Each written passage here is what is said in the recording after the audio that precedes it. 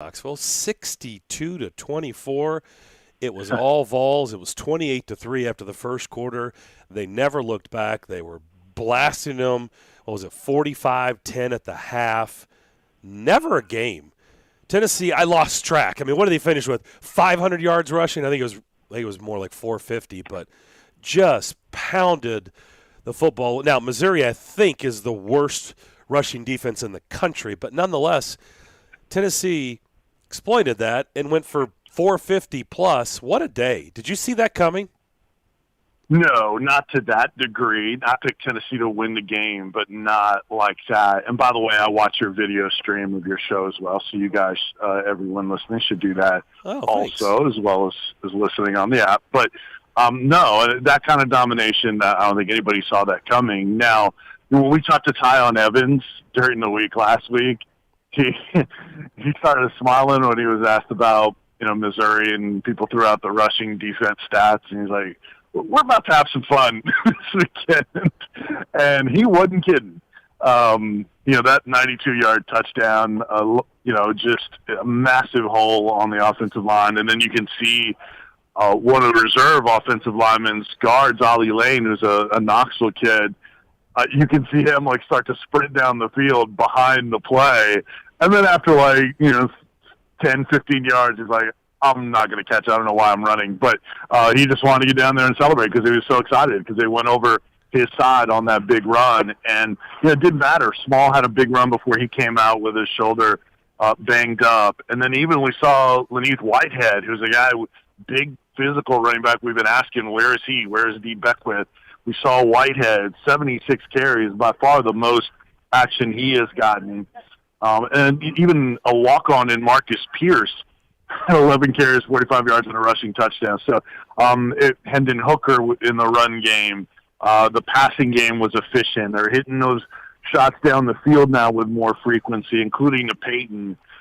So a lot of things really clicked, and I think, obviously, I told you guys last week, this was the kind of game where you should judge this coaching staff for a couple of reasons. One, are they making progress? Two, this is the kind of opponent where you're supposed to be able to have a chance to win, not Florida's and Georgia's and all that, and Alabama's. But this is how you judge this coaching staff, because that will determine the kind of season you ultimately have in year one at Heupel. And then another thing is, I pointed out with you guys last week, is this is a true test of culture. These guys talk about how much fun they're having, how they hang out, how they're connected is so much different and improved from last year. And if that's the case, they needed to show that they can clean up some of those mistakes with penalties and all the drops and all that kind of stuff. Only 2 penalties in the game, no turnovers. So you saw them be able to improve. And look, you can say Missouri stinks all day, but so does Bowling Green. Missouri was favored in that game. Right. So, I mean, we can say they stink all we want, but the odds makers had them as the favorite. So right. Yeah, and look, there's plenty of teams that don't beat teams that stink by that much and don't dominate them. And it was progress from the first 4 games where it was a complete mixed bag. You saw them improve. Now, how do you build off of that? I mean, they're taking care of business against South Carolina, but I think that's where the encouraging part is it's not like they play that way against bad competition before. That was still a step up and a step in the right direction for them, and show that when they play clean, they can be pretty good, and there's some ability on this team, especially offensively. Yeah, 62 points was about a month's worth of offense for Jeremy Pruitt's offense. Just saying. And by the way, is there not a bigger misnomer about Josh Heupel's offense? You just think up, fast tempo, Rio, always on the move, slinging the ball around. It's not that at all, right? I mean, he is.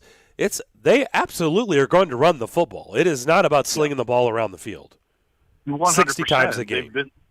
They've been that way. They were that way at UCF. They were very good about running the ball. They're not Mike Leach, who refuses to run the ball. No, they're very balanced, and that's when they're at their best. See, what they're able to do is with those multi-wides and the pace, they're able to, 1, spread you out, and then 2, wear you down with that pace to where you can't substitute, and they can use that to their advantage, and gush you. And actually, I'm glad you brought that up, Darren, because when you go back and you look at the first year of Heupel when he took over as OC at Missouri, Tennessee's numbers, and they had a prolific offense at Missouri, their numbers across the board, Tennessee year one under Heupel and Mizzou that year, almost identical. From plays run to yards per play, total yards in the game, all of it is almost identical.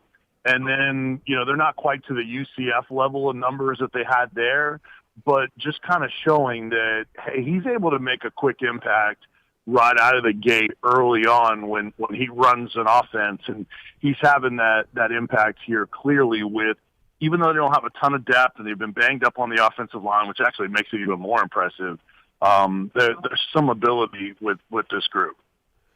This South Carolina game, and I know this sounds silly, but it's not. If you're looking for first-year success and building blocks and moving in the right direction, this team needs to get to at least 6 wins, right? They need to put themselves in a position to get a bowl bid, and it is going to get really hairy after the South Carolina game for about a month. Ole Miss, Alabama, Kentucky, and Georgia. So this South Carolina game, and then you've got, 2 manageable games, to say the least, at the end of the schedule that should result in victories. That's why with 3 wins, this South Carolina game is to me serving up to be a huge, huge game for them. Because I'm not saying they can't win one of those 4 games, but, it's not going to – those are 4 games they could easily lose. That's why I think this game is critical. You agree or disagree? I do 100% agree. You don't want to erase the good that you got out of that Missouri game, because what that Missouri game now does is put you in a great position to reach 6 games, which that's where I had them. I mean, the games have worked out exactly like I thought. Thought they'd lose to Pitt, win on the road at Mizzou, and then beat South Carolina, Vanderbilt, and that's how you get to in all their rest of their non-conference, and that's how you get to 6 wins. But now what the Mizzou game has done is it puts them in a really good position to take care of business and get to 6 wins. But it also puts 7 wins at least more realistic in play to me. Now, first things first, you got to take care of South Carolina, show you're not immature and you're not going to read your press clippings or any of that stuff. But at least now, if they do take care of business in some of those other games, now you feel like, okay, maybe Kentucky might be in play. Who knows if Ole Miss starts going in the wrong direction, even though I don't think that's a great matchup necessarily for Tennessee defense.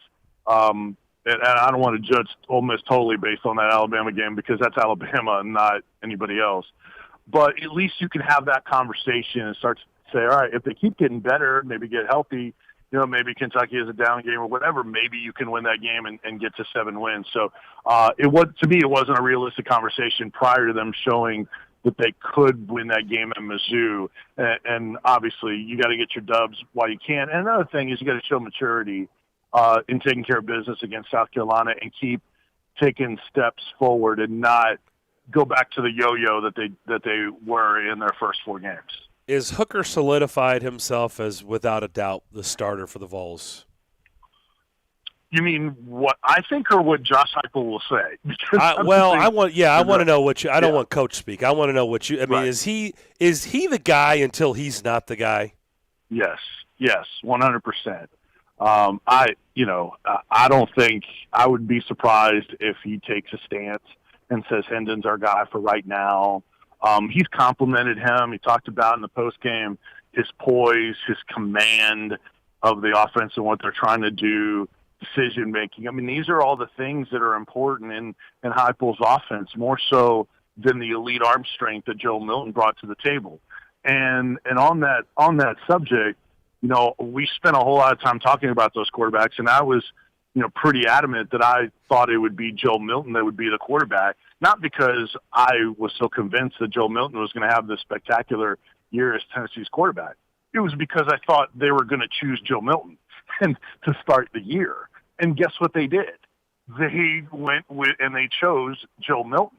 So we hear from plenty of people who are like, oh, LOL to all of you that thought Joe Milton was going to be Tennessee's quarterback and the guy.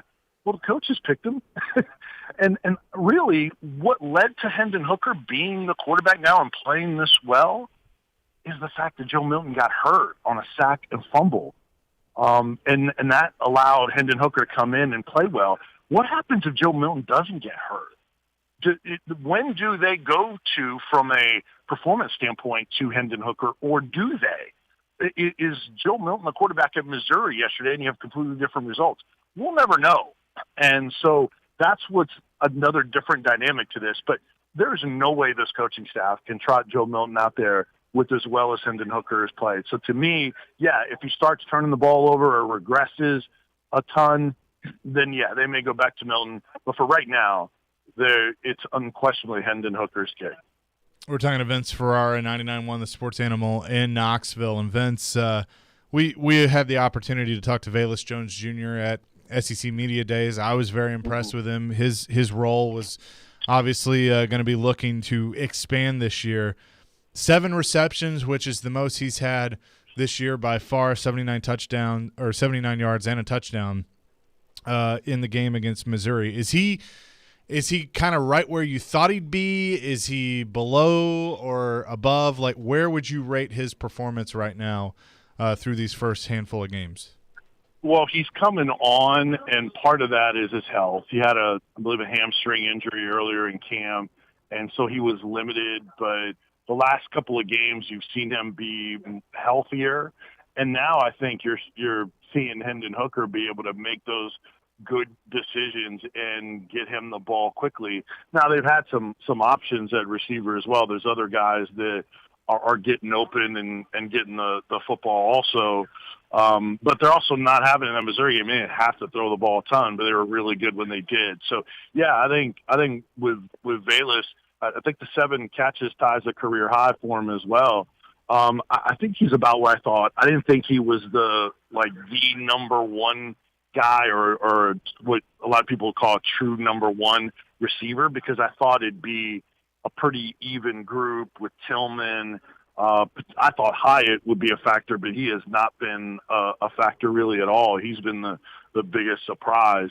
And then Javonte Payton, the Mississippi State transfer, has been good also. And, there's other guys, too, that could potentially get in the mix. But it's played out similar to where I thought, where it'd be a little bit by committee, and you got a lot of really good guys that have some potential, but maybe not, like a Butte at LSU, someone like that. I think it's about like I anticipated, but he's played really well when healthy.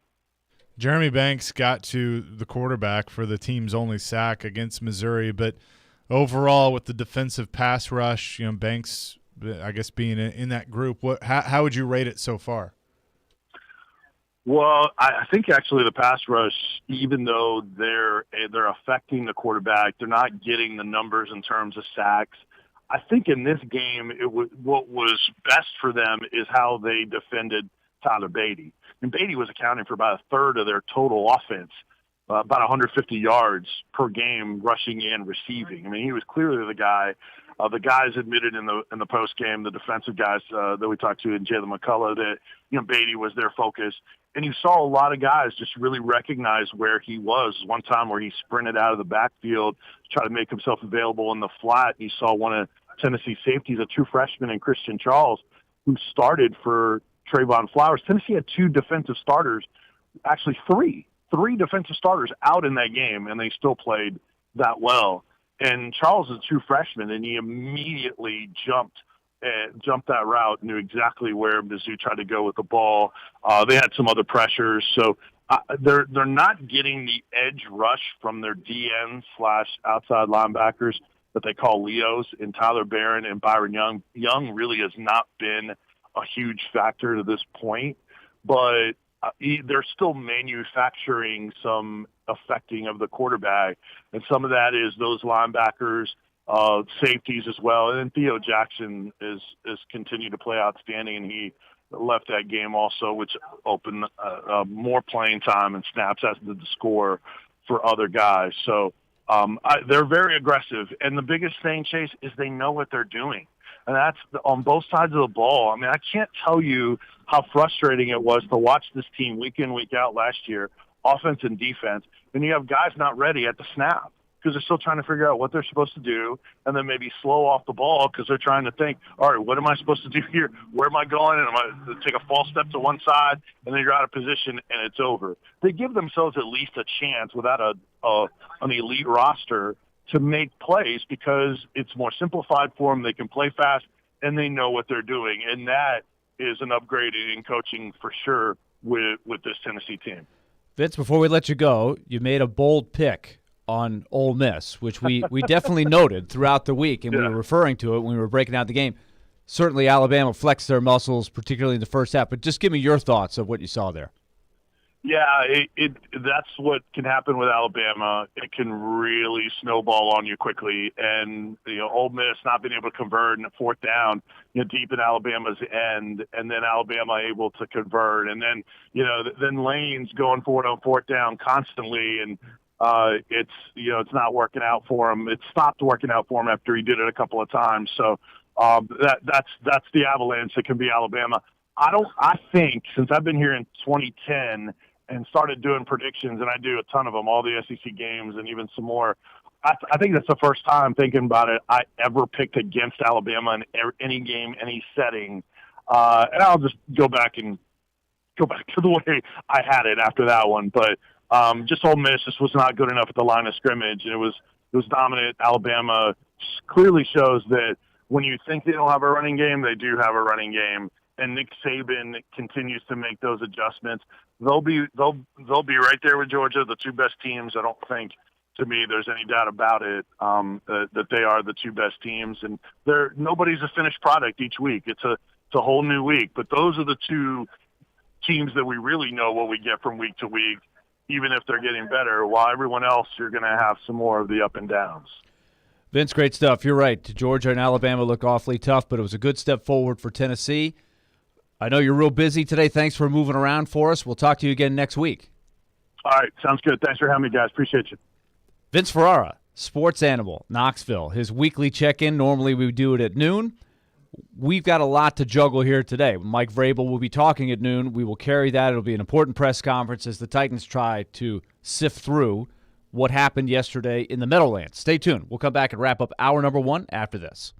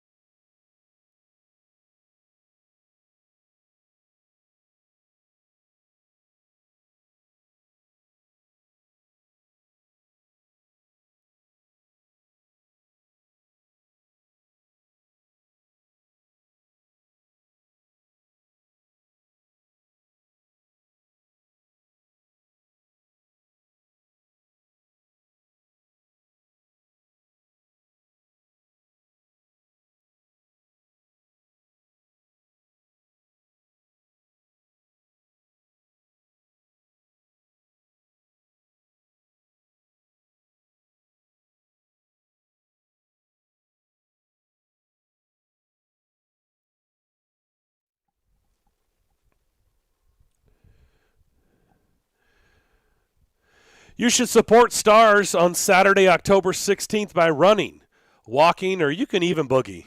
Hal Gill, if he was in this, he would boogie for sure. That's the Nashville Striders' 21st annual Shelby Bottoms Boogie 15K and 5K run or walk at Shelby Bottoms Park. This event is perfect for the avid runner as well as the casual jogger. You can show your support by participating virtually. For more information, visit starsnashville.org. Yes. Darren, can you see my shirt? I'm supporting Stars today with my No, I don't see you my guys wardrobe at all. I don't know why. Oh, the red light's blinking. We're not on. Do you guys see me? Well, we can never see you if we have the Okay, because camera on. I don't see you. I don't see you guys. Okay, let's go inside baseball for a second. So, yes, you don't see us because you're on Zoom because you're at your house, and that's how we get you to the stream. But we have the studio camera that is plugged directly into our computer where the stream goes, so it's just going straight into the stream and not Zoom. So people could see my Stars. Yes, shirt. people they can could see the my people support can of Stars. see you. Darren can't. Yes, I have run in the last 2 Shelby Bottoms boogies, and I have actually placed in my age group at least once during that time. I can't remember. I think last year the numbers were probably a little down because of the pandemic, so maybe some ace people in my age group didn't run, so maybe I moved up the standings that way, but. It is a fun event. Shelby Park is beautiful this time of the year with the leaves changing. It's a very flat course, so it's a good time. So come on out, support Stars, and you'll have fun if you come out there. Yeah, and it's for a great cause. Yeah, no question. Even better. I saw this morning on NFL Network, their Good Morning Football. I tweeted about this last night. I took a picture and tweeted about it, and I didn't see what they said. Unfortunately, I had it on mute as I was doing something else, but I saw that they were talking about it. And if you guys saw it, please fill me in. But I tweeted out a picture. You've got Hall of Fame broadcaster Mike Tirico. They're doing their stand-up before kickoff of last night's Sunday night game, Patriots and Bucks. Much anticipated game. In the rain, they've got umbrellas. Mike Tirico, Hall of Fame broadcaster, holding his umbrella. Drew Brees, soon-to-be Hall of Fame quarterback, holding his umbrella. Tony Dungy, Hall of Famer and Hall of Fame person, holding his umbrella. Rodney Harrison, some guy, random guy, holding the umbrella for Rodney Harrison. Yeah, I saw that. Why on earth was Rodney Harrison, who, by the way, isn't a Hall of Famer, 3 Hall of Famers, not a Hall of Famer, not holding his own umbrella? Please help. That was funny. Please explain. Yeah, I don't. Chris Sims did note that. He pointed it out, gave him a hard time for it. I usually don't watch that much of the pregame show, but I did last night. I did want to take in that game.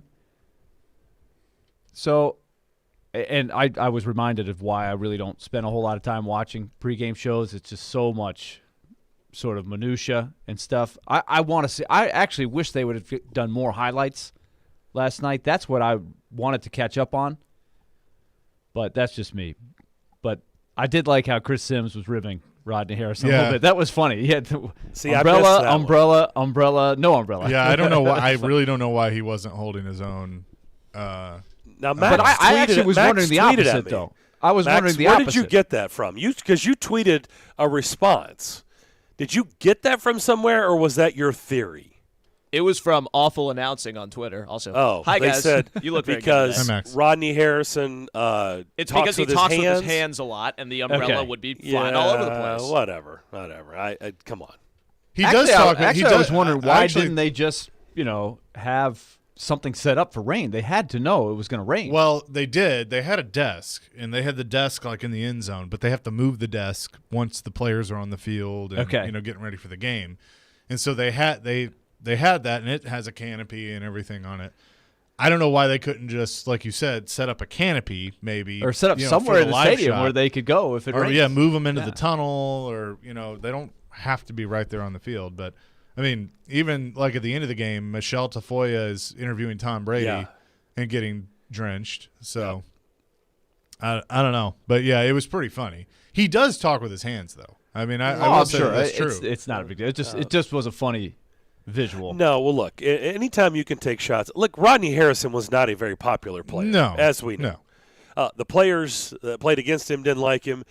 The fans who didn't root for his team didn't like him, whether whether he played for the Chargers or the Patriots, you didn't like him. Rodney Harrison, was a dirty player. Let's just call it what it is.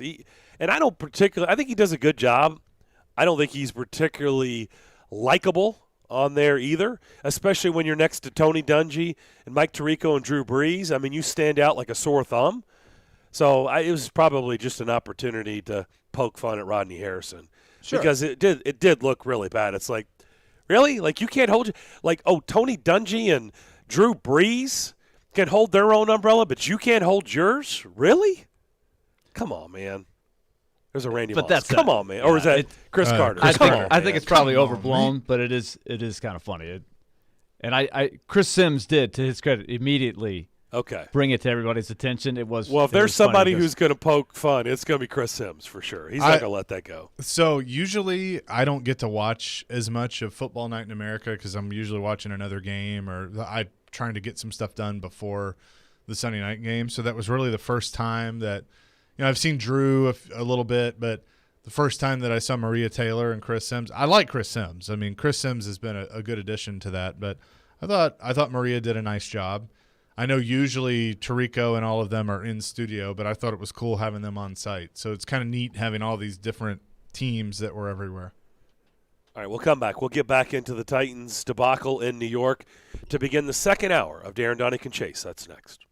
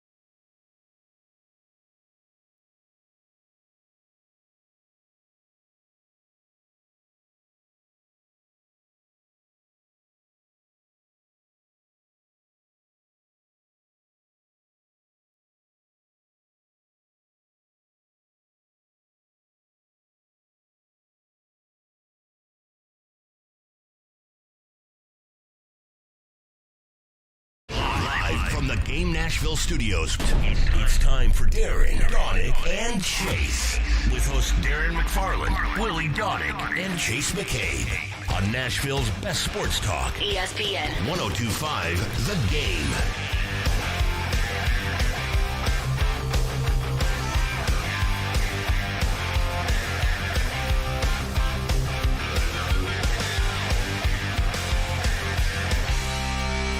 Second hour, Darren, Daunic, and Chase here on this Monday morning. Hope everybody had a great weekend. Just having a good start to your week. Hey, if you want a chance to win Preds tickets this month, listen up. All you have to do is post a picture of your radio set on 102.5 The Game. Now, it says radio dial. I don't think anybody really has a dial anymore. You Unless could. You have a really, really if old you go car. old school. I mean, really old car. You could go old school and have a dial. I mean, who has a radio dial? Well, okay, but if you have a knob, in fact, I'll tell you what. that's kind of a dial. Even if I it's think, digital. Personally, if you send in a picture of 102.5 on your radio dial, I think you should automatically win. I mean, I'd like to see it on the radio dial.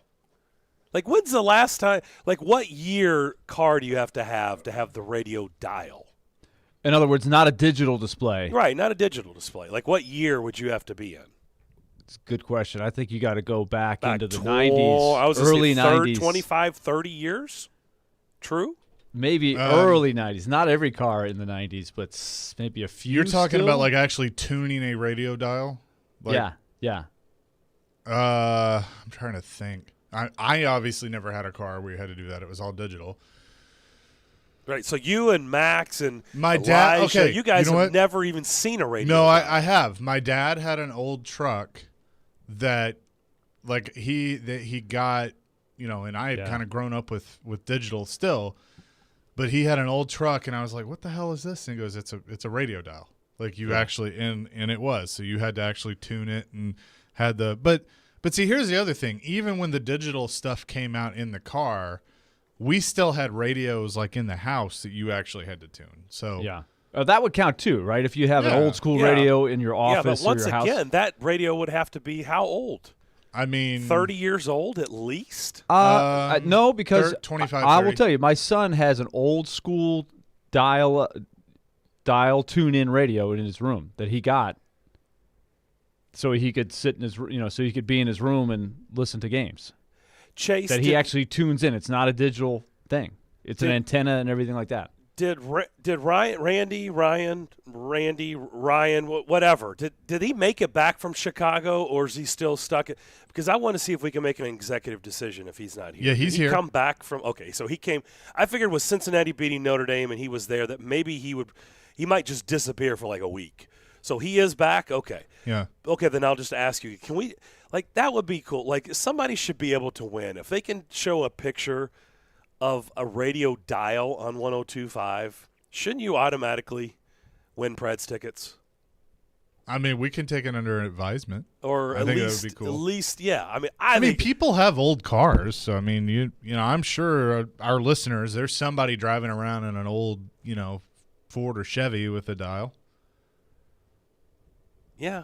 Yeah, I mean, I'm sure, of course. I'm not saying that there's not a car that exists around town that's 25, 30 years old. But, I mean, that's – when it says on your radio dial, I'm like, how many people are we really talking to on your radio dial? Back then, there was a time, Willie knows, we used to work with somebody that would talk about the radio dial all the time because it was appropriate. Tune us in on your radio. Just dial us up on your radio. I mean – So that's all you got to do is just post a picture of your radio set to 102.5, the game, okay? And put it out on Twitter, Facebook, or Instagram. Tag us at 102.5, the game, and use the hashtag Ticket Dash, and you'll instantly be qualified to win, okay? And that's brought to you by Social Furniture. Shop local, shop social. And I think, honestly, if you do hashtag Ticket Dash – and it's a radio dial, you move to the front. Okay. That's well, just me. Phil in Kentucky just sent us a picture, and he is listening on a radio dial. Like, I mean, he had to dial Is in. that on our – oh. This is on our text line. I do see that. We just also got 3 pictures on our game Twitter. Yeah, I've seen it on Twitter. One old school alarm clock. So are you logged into the text message or on Twitter? I'm seeing on Twitter. Okay. There's yeah. tweets yeah, coming there we in. go. Yep. By the way, look at the look at this old clock radio. Back 9 bourbon. Holy crap. How old is that clock radio? Clock radio, I mean. Hey, it's still going. It's got the right time. 11:07 a.m. Wow. Yeah, look at that. Yeah, but the other one, that's not a radio dial. No, but you're not looking. I'm talking about a text message. You don't have the text thing pulled up. This guy, Phil from Kentucky. No, I'm not talking about. I'm talking about another one. I was looking. I was like, that's still digital. They're showing a dial where you can, but it's still digital. You Gotcha. see the tweet that I'm looking at? Yeah. That's I'm still trying digital. I'm trying to send you guys this one that Phil just texted in. Like Back 9 bourbon on Twitter. Like that is old school. Like that's a radio dial right there. It's a clock radio, but that is a radio dial. So, what is the other one? That is actually in a truck. No, it's sitting on a desk, but it's an old school. Hang on, I'm actually having to save the picture. This is fantastic. This is great. It's pretty good. It's pretty good once I figure out how I can send this.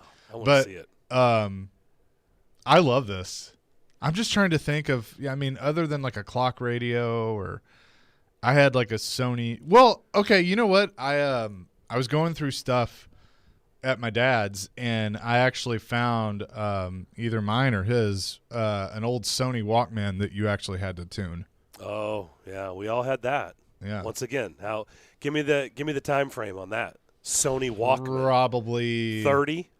Oh yeah, 30 years that ago. was at least mid. At least 30 years ago. Yeah. But like I'm 34, so I'm at that age now. Because I had the first like music thing I had was a cassette Sony Walkman. Yeah, they were still With the making radio. those well into the 90s, I would think, but they were starting to phase out. Mm-hmm. And then I got I don't know when they actually stopped making them. Then I got a Sony Discman, which the was Discman was the always CD the player. least practical of all of them. It was. It 'cause it always skipped all the It time. skipped I didn't like all it. the It's- time. Like if you move, like what's the point Yeah. if you move? It skips. Right. It was not mobile at No. all like the Walkman. And then That's what kept the Walkman alive probably Yeah, for a while. it's was the impractical part of walking around with a disc playing. You couldn't do it. Then the game changer happened when I got to – so because when I was in like the 7th and 8th grade, it was cool to burn CDs. Like, that was when Napster was a thing, and, we were stealing music, which was, not cool, obviously, but we didn't know at the time. But so you had that, and so you would burn CDs, and so like all your friends, you would go exchange CDs, like, hey, here's my mix, and like you guys did with cassette tapes, and you had mixtapes and all that. It was all CDs. And so I had, in 8th grade, because I remember going to New York for our class trip, and I had like my whole case full of CDs, and a lot of them were mixed CDs, and I had a compact disc player that didn't skip. Like it did, but it was much better than the Sony Discman. Like technology had come along where it wouldn't skip as much. By the way, keep these pictures coming in. These are fantastic. Did you see the one? Phil in Kentucky, kudos, man. Right now, Phil in Kentucky, Back 9 bourbon, those are the two. That is old school. Like, to me, I would push them to the front of the line. That's just me. But I'm not controlling this contest. But that is fantastic. Oh, Jeff has sent one. The pictures are flying in. Yeah. This is bringing back memories. I know. Keith on our text line, driven by Can't wait to hear WilsonCountyHyundai.com, this. says, I swear y'all go down more rabbit holes than Jackrabbit Jenkins. Oh. All right, let's segue. Let's go there. We do. It's Thank okay. you, Keith. Let's segue. Should we still be calling him Jackrabbit, or should No. we go back to Janoris? Like, No. I think Janoris is appropriate right now until, like, Jackrabbit, can cover something. Like, this has not been a good start. The first month has not been a good start for Janoris. Would we all agree? Yeah, I actually got a new nickname for him. Free agent. That's kind of how I feel at this point. That's what he should be. It is. So I guess is it his fault? I'm not willing to put all the blame on him at all, because here's why. Kind of going back to the offensive line discussion. Boy, this is now 2 years in a row that these draft picks are just zero contributors. By the way, their first-round draft pick last year, we know, never played a game for this team. Okay, Isaiah Wilson's now on the practice squad for the Giants, and I'm not counting a kneel down, okay? He never played a game. He was a first-round pick. And now your first-round pick is Caleb Farley, and he can't get on the field either. And by the way, remember that pick that we all praised and everybody loved, and in preseason at times it would look good, and then first week of the season it was like, oh, okay, he looked like a rookie. Elijah Molden, what happened to him? Where'd he go? Like, where is the help? That's 2 draft picks. They're addressing the right positions, and yet, think about it. The offensive line and the secondary are 2 big needs right now. They could use some help, and they have put a lot of draft capital into that, and none of them are on the field. Caleb Farley, not on the field. Dylan Radunz, not on the field. Elijah Molden, not on the field. Isaiah Wilson, not on the roster. Yep. These are high draft picks. So I'm not willing to blame Janoris completely. I mean, he has not looked good. How much help is he getting? Yeah, no, that's a good point. The day that they signed him, didn't we make the reference to what they tried to do the year before with Jonathan Joseph? Yeah. And we said, if you're going to rely on a guy that age too much, he's going to get exposed. And so what's happening? They're trying to play more aggressively. They're asking the corners. They're not playing loose coverage as much as they were. They're trying to get after and press wide receivers, and they've gotten burned. The Jets found life on offense by 2 50-plus yards plays. Yep. And those are great throws by Zach Wilson. On the run, 60-something yards in the air, right on the money. You got to give him credit for that. Yeah, but they couldn't get to him. They couldn't get to him. And you know, the other third key play was the interference by Cruikshank. Yep. So what's the difference? Well, the Titans could not harass a bad Jets offensive line and a rookie quarterback. They got some heat, but it wasn't nearly the heat that the Jets got on Ryan Tannehill, who was under constant pressure. 6 sacks, other hits. 7 sacks. It was 7 sacks. I lost count. 6, 7. Who's counting? We are. Yeah. Also, a lot of knockdowns, a couple of desperation throws that could have been intercepted and disastrous, where he just kind of flips it to try to save the sack, where if the guy plays the ball and not the body, it's probably a score for the Jets. So that puts a Jenkins in a bad spot. Yeah. That puts a Christian Fulton, a Breon Borders. That puts them in tough positions. So the defense is trying to go from bad to okay. Yeah. And I think they're okay. So I don't think Jenkins has done anything that is unexpected. He's not underachieving. He's doing about what you thought he was going to do. Really? So you thought he would look like this? Yes. But why was everybody so excited? Who was excited? He's a 30-year-old. A lot of How people old is he? were. Oh, come on. A lot of people. What? Excited? Yes. Everybody's watched I don't his recall career in excitement. New Orleans. Okay. I recall this is the best that's out there. No, so are you saying you wanted to keep Dory Jackson? Or people were excited because if everything that was supposed to happen happened, that was a good guy to have in that role. Exactly. He's not playing the role that you thought he would ideally. And that is totally 100% fair.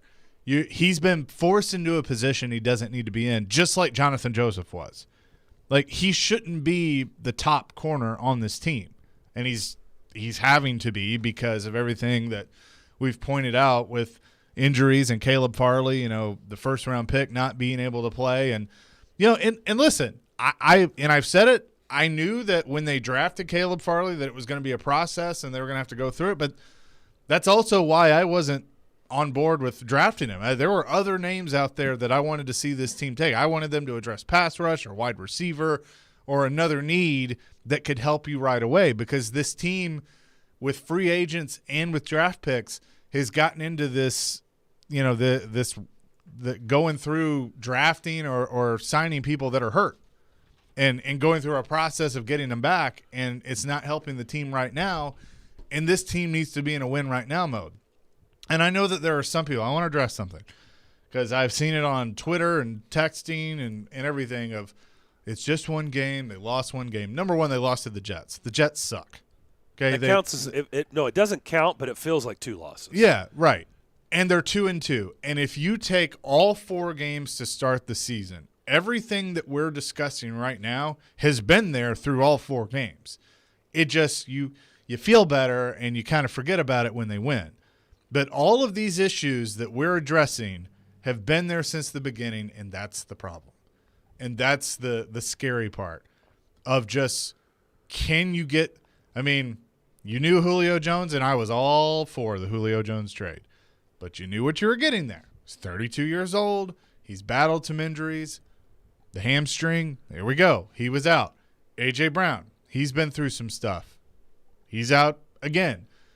Bud Dupree, coming off a torn ACL. You've paid him a lot of money. Did you rush him back? Was there a setback? All of that. He's not available. Caleb Farley, we already mentioned. I mean, the draft. That's this a lot draft of money class. and a lot of draft capital that's not on the field. And so this team is just kind of in this place where they keep spending all that capital on hurt players that don't help them. And the question is, when are they going to see the results of it? This is what I know, and that's coming up soon. This is what I know. We've been wanting to see what Logan Woodside, what do they have in him? Why are they so confident in him? If they don't get this fixed on the offensive line, we're going to see Logan Woodside. I haven't wanted to see it. Okay, I don't want to see it. Well, we've been wondering, like, what do they see that we don't see? Because nobody really knows what he can do on Sundays. They can't win with him in there. Well, right I'm now. just telling you, we're about to see Logan Woodside if they don't get this offensive line fixed. Because I'm not taking anything away, but you tell me how many times you thought you would see, you would say the name John Franklin Myers, who looked like, Aaron Donald out there yesterday. John Franklin Myers was everywhere. Yeah. They were getting blown up by John Franklin Myers. But that's where Quinnen Williams, Quincy Williams, C.J. Mosley. Those are good players. These guys, they're good players. But come on. They were getting drilled by those guys. I'm just saying, you don't think there's more teams like that? I think the schedule? Jets. I think Did you watch Jets the Bills? are That's better. around the corner, by the way. The Bills. Yeah. Did you watch them? Good luck. It's not time to panic. I do think the Jets are better than we're giving them credit for. They're not the complete train wreck. I think they're 20 better points coached in 3 games. I know. 20 points. Yes, but they're much better coached. They've accumulated a lot of draft picks. They're not as bad. They're still a ways away. Those players you were talking about on the defensive front, those are good players. Those guys, the guy you just mentioned, John Franklin Myers was everywhere. Yes, and that's a Robert Saleh take from San Francisco, brought him in to play a specific role in his scheme, and he is a good player. Yep. I think so. That's just an example. I think that defense, especially, may be better than we thought. But I think everybody now has to admit that right now the Titans aren't as good as everybody thought. Well, I mean, Willie, you asked the question: is the is the defense going in the right direction? Is this what the defense? They have been averaging 6 points a game. I'll just keep saying it, averaging 6 points a game. You know what that means? Their offense is completely inept. Completely. And Zach Wilson has been handing the ball to the opposition like Halloween candy, which is coming up at the end of the month. And yet the Titans had how many picks yesterday? One. One. Yeah, they did have one. They had one. Remember, that was a pick 6 question. Yep. One. Absolutely. They couldn't get to it. That's a big reason. There were a lot of things that had to go wrong for them to lose to the Jets, and a lot of them went wrong. And I thought the Jets took a step forward. As I predicted last week, all week, they were going to play better. They're not that bad. It's a new coach, new system, rookie quarterback. There's going to be improvement. Rookie tailback, different, all new wide receivers. They finally got Crowder active.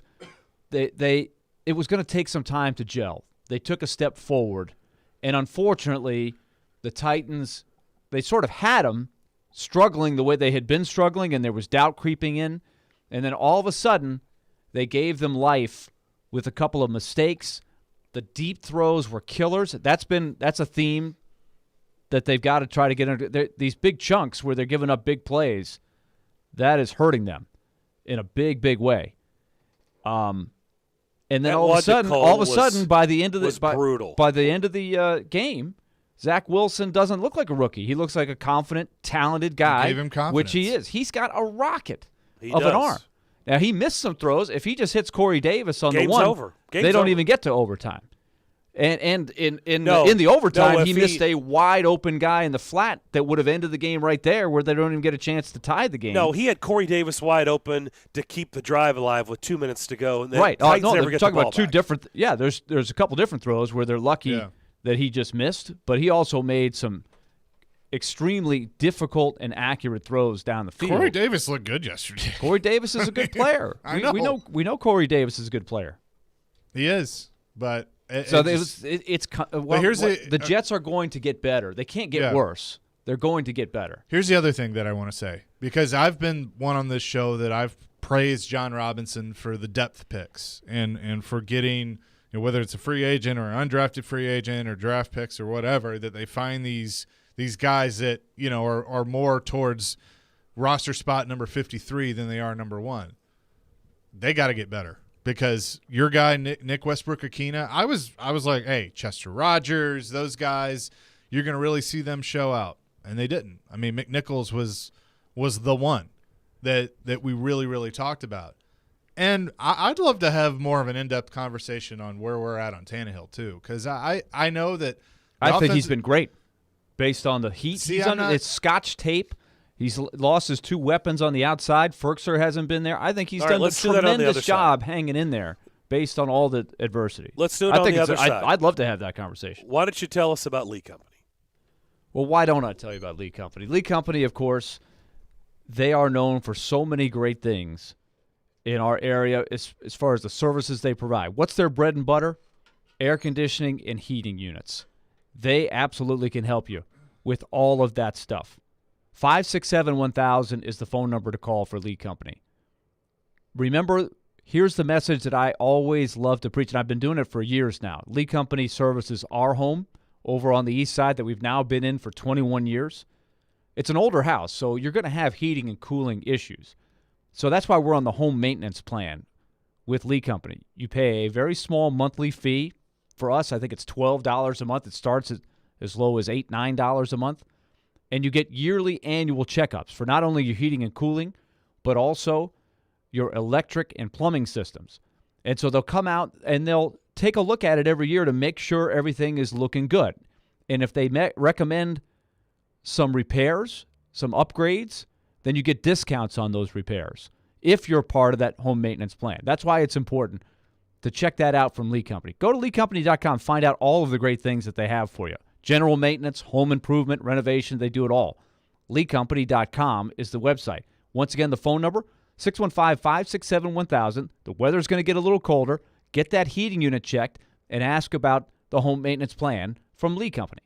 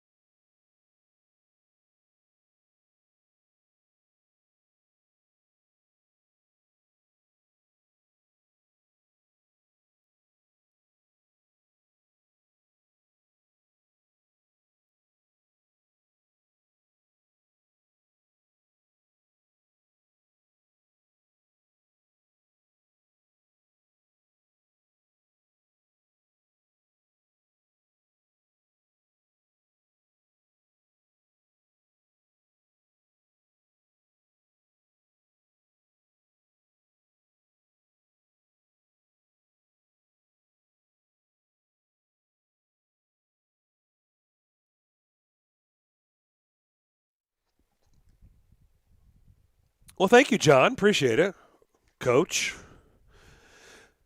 Our prize for This Is What I Know, a pair of tickets to see the Doobie Brothers at Bridgestone Arena on October 25th. Hello, 3 weeks from tonight. But you're going to have to call in and participate. Just tell us what you know. 615-737-1025. That's coming up in about 15 minutes, so keep that in mind. Tickets to see the Doobie Brothers. They've been doing it a long time. And they'll be at Bridgestone Arena. That'll be a fun show in 3 weeks. Okay. Chase, I'm going to let you lead the Tannehill because you want to get it started. He wants He's this. dying to because I don't think he feels the same as you. No. Tannehill. Well, so I'm not going to ignore what Ryan Tannehill's done in his time here. I mean, Ryan Tannehill has become the franchise quarterback that they have looked for. Is he elite? No, but he doesn't have to be. I've always said that I think that Ryan Tannehill's capable of winning the Super Bowl if he has the right pieces around him, and I recognize the fact that he's missing some key pieces and he's had poor offensive line play. But some things that I have noticed is I think a couple of those sacks yesterday, he's just got to get rid of the ball. Nobody's getting open. He's trying to extend the play, and he's staying in the pocket, and he just has to get rid of the ball. And the other thing, Darren, you always bring this up with guys like Brady or Rodgers or some of these, elite quarterbacks that they manipulate the pocket, they sidestep, they have all those moves where they're not necessarily running around.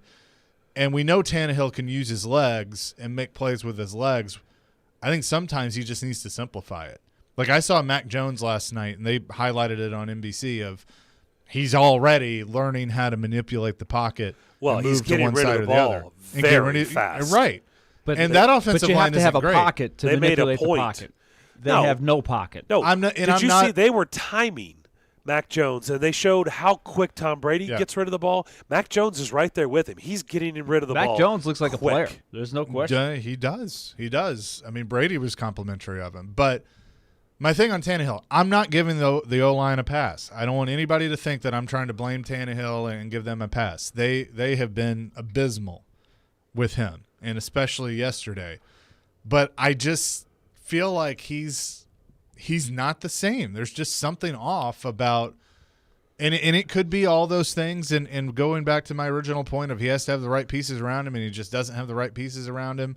And if you fix all that, then you see the Tannehill that we all know and love. But I feel like that you have to be the knock has always been that when it has to go on his shoulders, he caves under the pressure and he's not able to get the wins. When But Henry where gets did he do that yesterday? He had a great drive to get the score tied late in the game. With all of these things we're talking Ferkser's about, gotta he make that found catch. a way to do it. And then in overtime, now I have no idea what the heck happened on the delay of game. That was brutal. That is a terrible mistake, a critical mistake that cost you not only the 5 yards, but maybe even if you get 3 or 4 more yards and that field goes 39 yards instead of 49, that's a whole different ballgame. With the kicker you have, that was brutal. But if Anthony Ferkser makes a tough catch, we're talking about another heroic comeback and win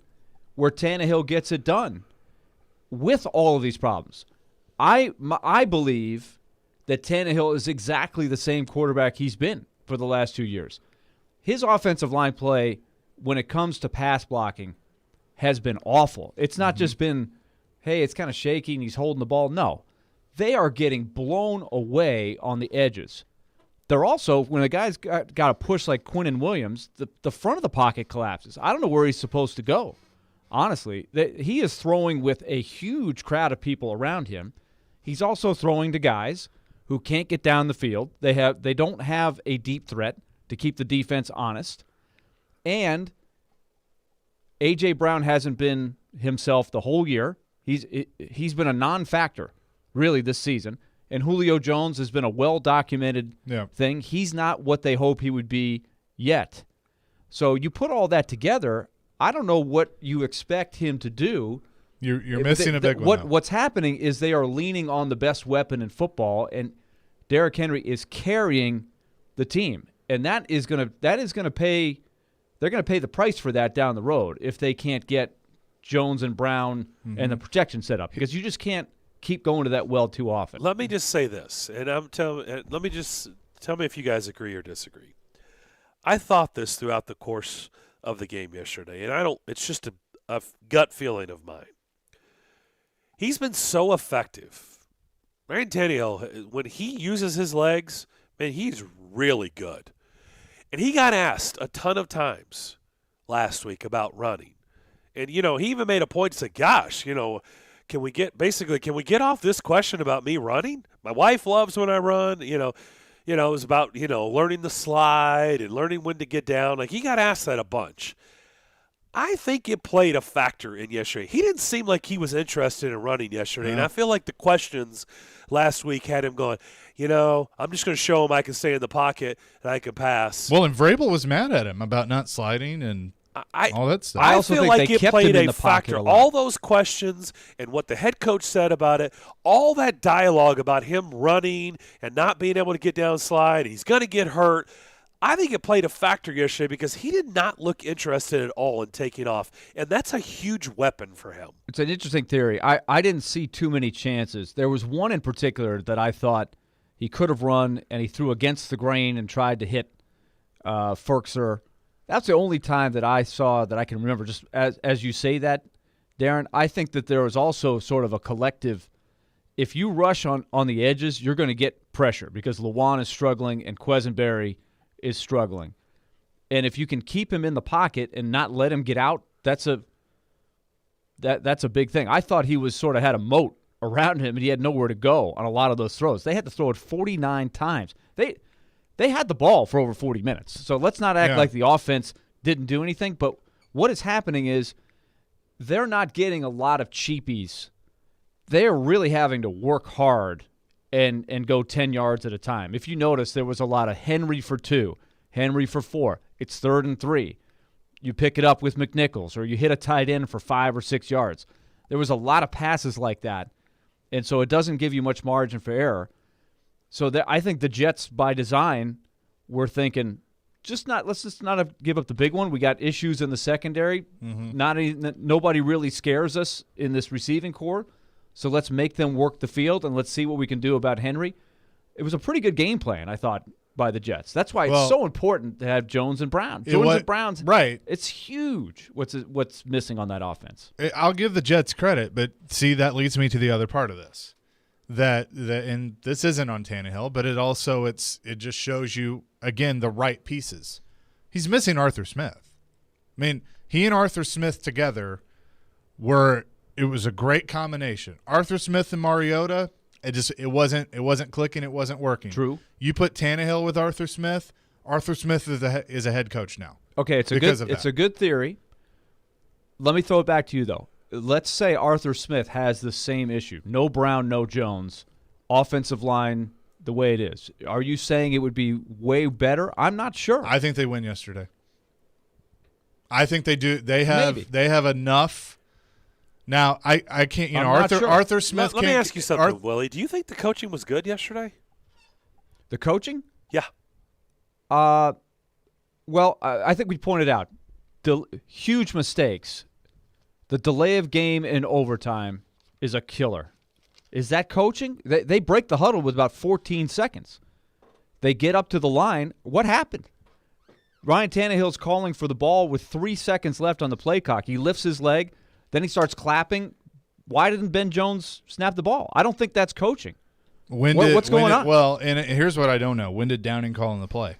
They broke the huddle with 14 seconds. Right. That's plenty of time. What's wrong?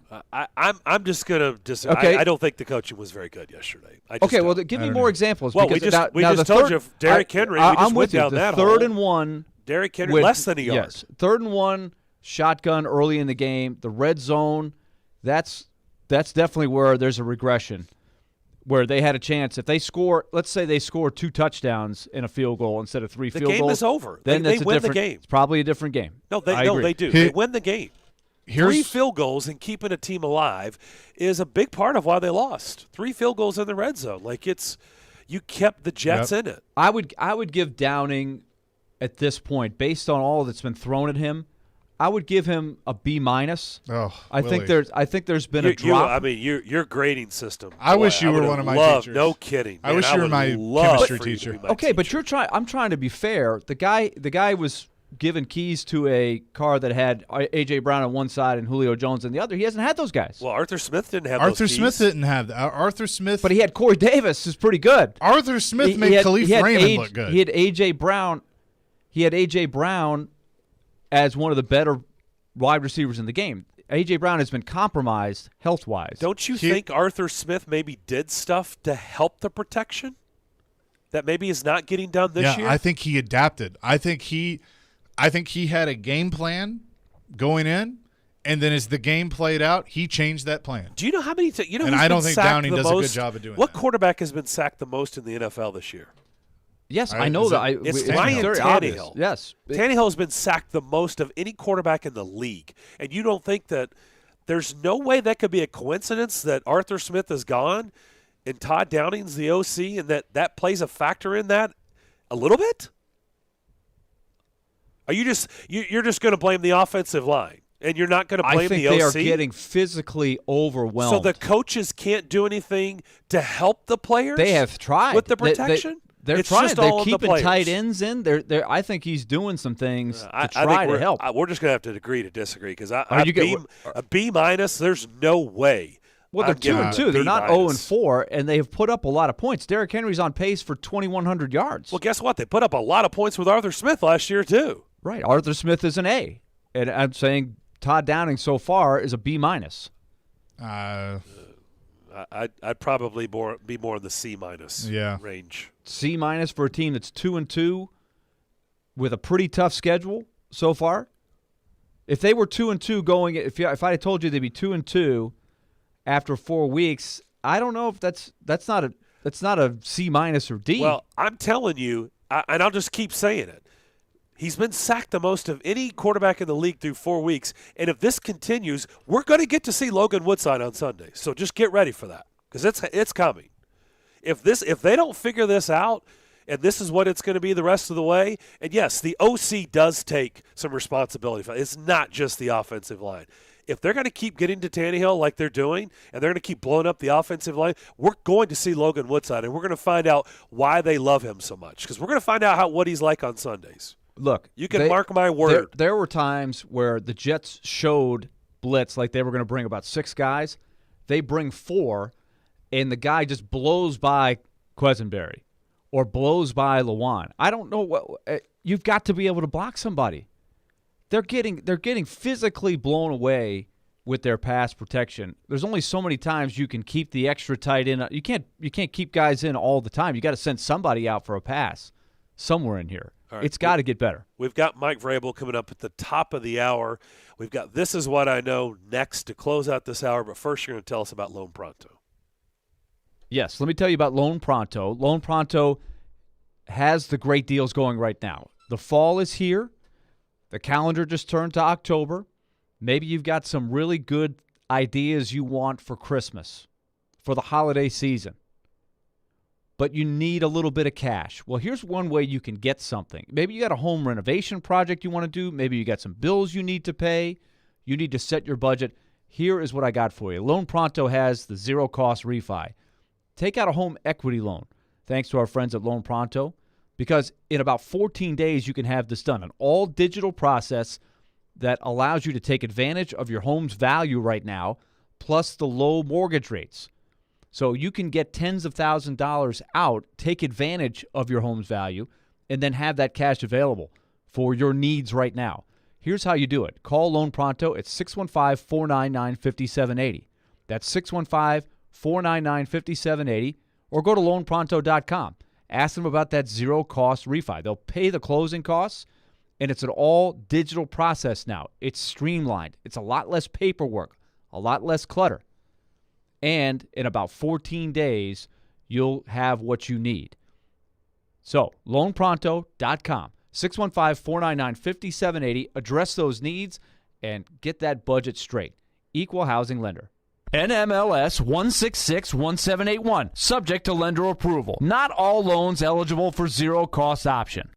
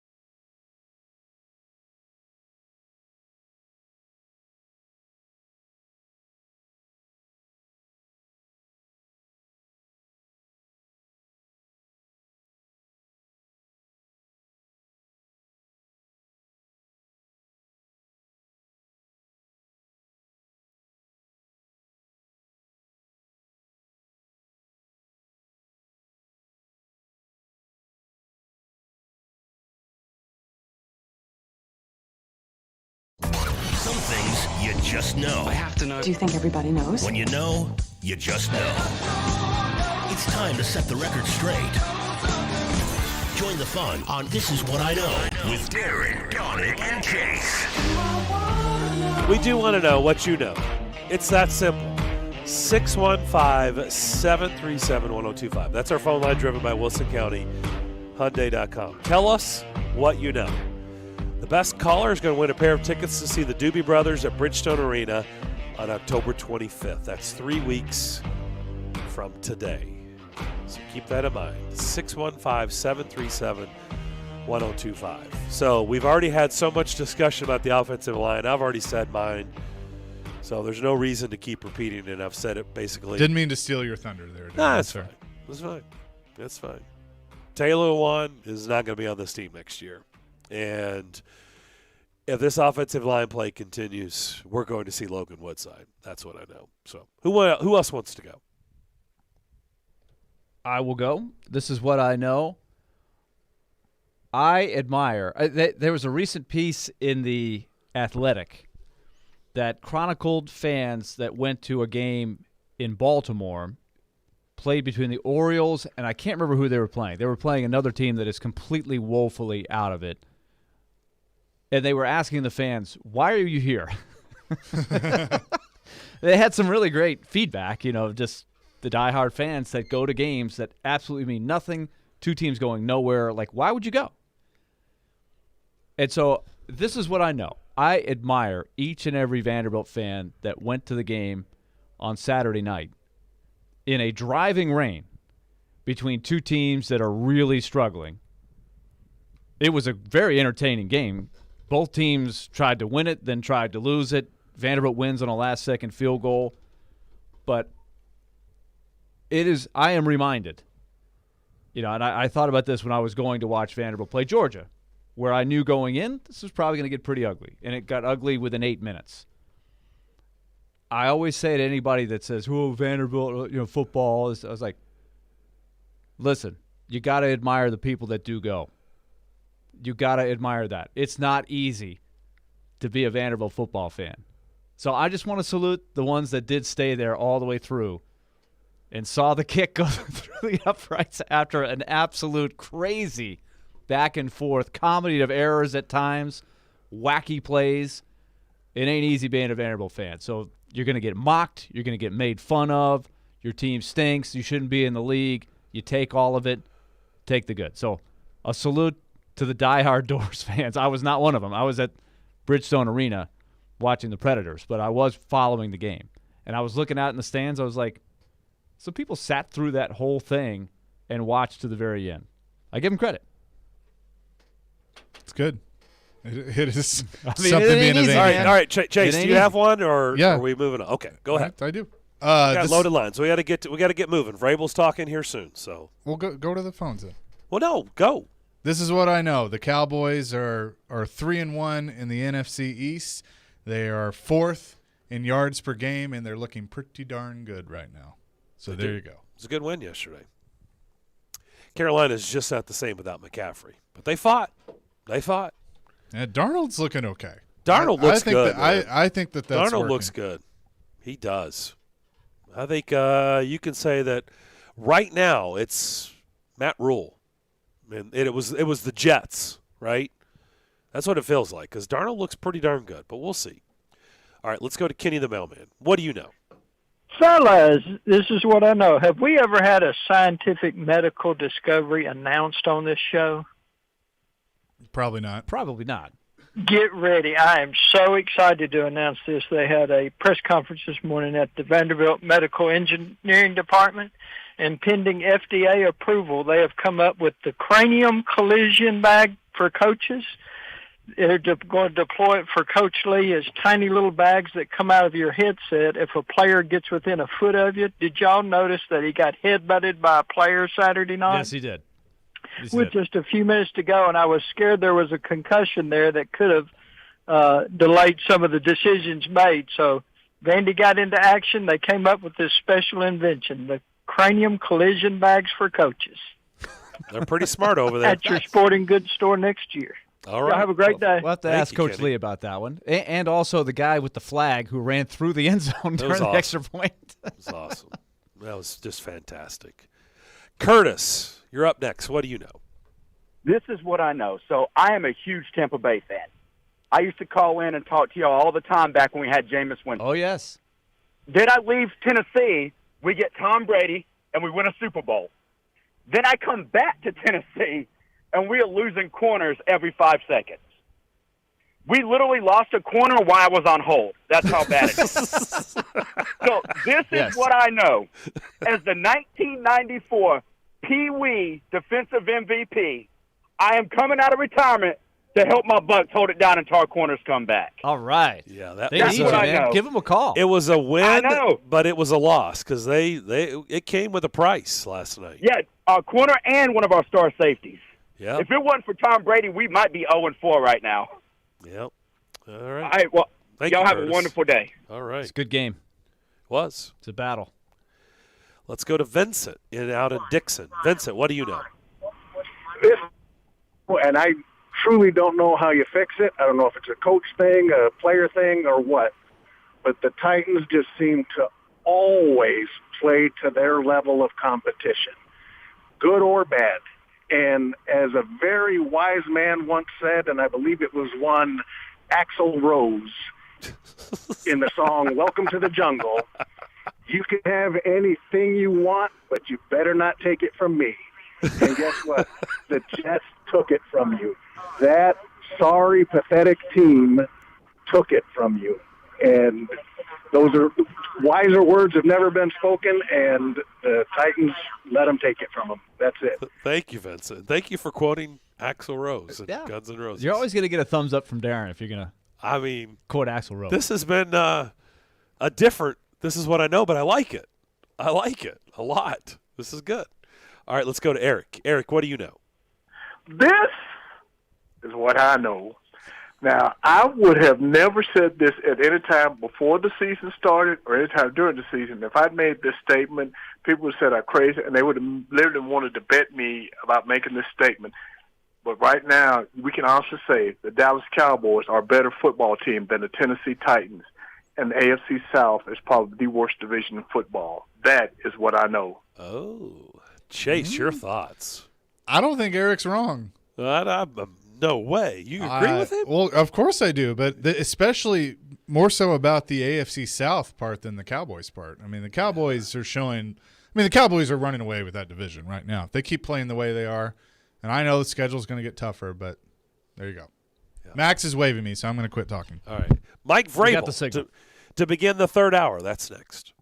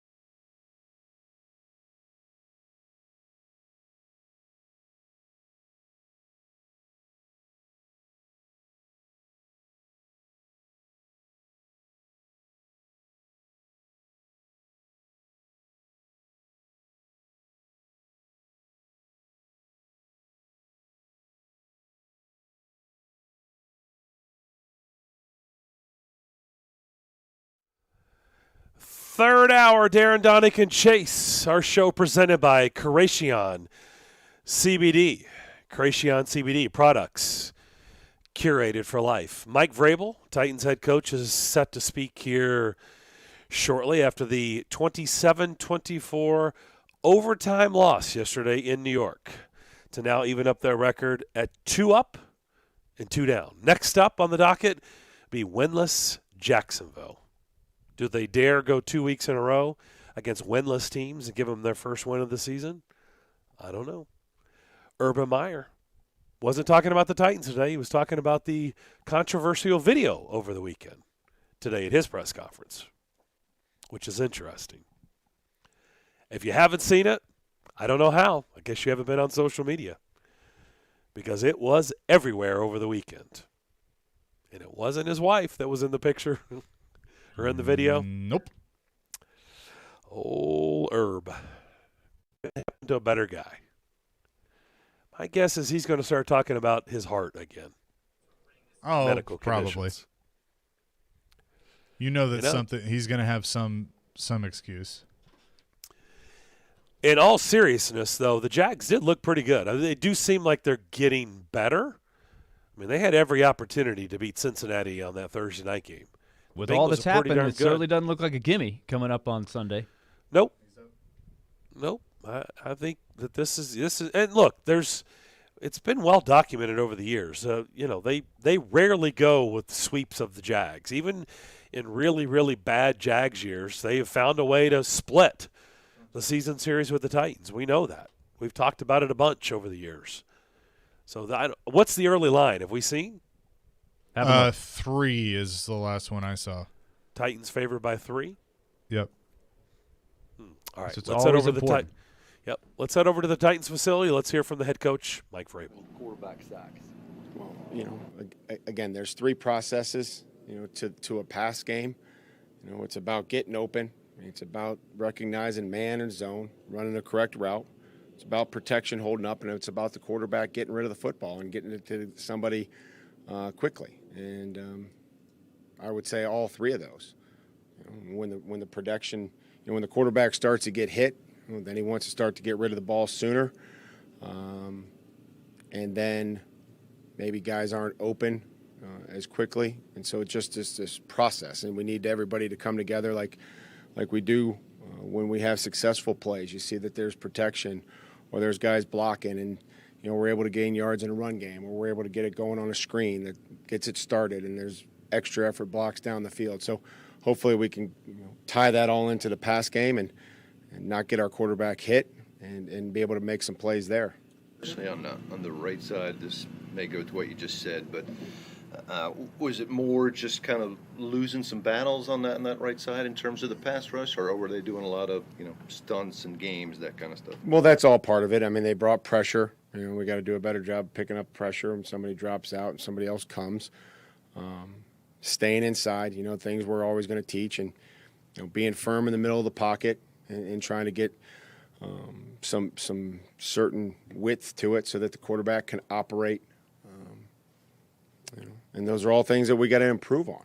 And when they pick, and we got to come back and make sure we're flattening off the penetrator. Those fundamental things that when they run a pick game, that there's no penetration and then you flatten it out, or if we're chipping, to be able to use our chip help and not set too deep and all those different things. You mentioned in the combination of things that led to sacks, getting rid of the football from the quarterback. Do you think there were times where there was times? Yeah. Do you think there were times where the pocket navigation needed to be better? Where you needed to What's pocket navigation? Stepping up, moving from side to side. Oh yeah, I mean I think that's all part of it. And Ryan did do a nice job a couple times. And you worry about the ball when you're doing that. But there were times, to answer your question the first time, there were times where it needs to come out. And then, I think pocket presence is something I've always appreciated with Ryan, his ability to stay in there, to slide and deliver the football. But to do that, you talk about having some room to do that, to have a firm pocket inside so that when he does slide away from one guy, he's not sliding into another.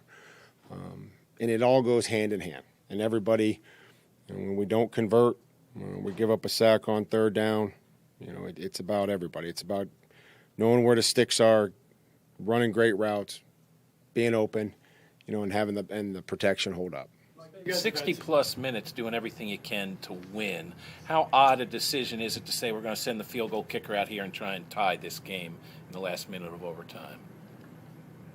I mean, that's just what the situation was. I mean, I wished we had caught the pass and get down closer to the goal line and been able to win. I don't know. I mean, it didn't feel like an uncomfortable or odd moment to you there then? It's a new moment. It's a new moment. I don't think I gave it that much thought. I just think that it was, here's where we are in a situation. We I think we were trying to score. I mean, we tried to hit a shot down there and we didn't connect with it with Ferk. Would have liked to not have the, operation and have a delay a game, and but felt comfortable that Randy was going to kick it, and so I really hadn't given it that much thought to say, it just was the situation that was presented that we needed to kick a field goal at that point in time. Consideration of going for 2 after your touchdown in regulation? No, I think we're kind of had that last week. Sorry. That's okay. With Ryan, how much can you help him with to get the ball out faster? 3-step drops, shotgun, or things like that to maybe help that side of the mechanics. Well, I mean, there's a lot of things that we can do, and there's we're confident in our passing game, and we can come back. We had some positive passes. We had some conversions on third down, and so there's a lot of things that we can do better. But it's not just about dropping back and throwing it in a second and a half. It doesn't really work like that, You have to be able to have some route distribution. Guys have to be able to get open.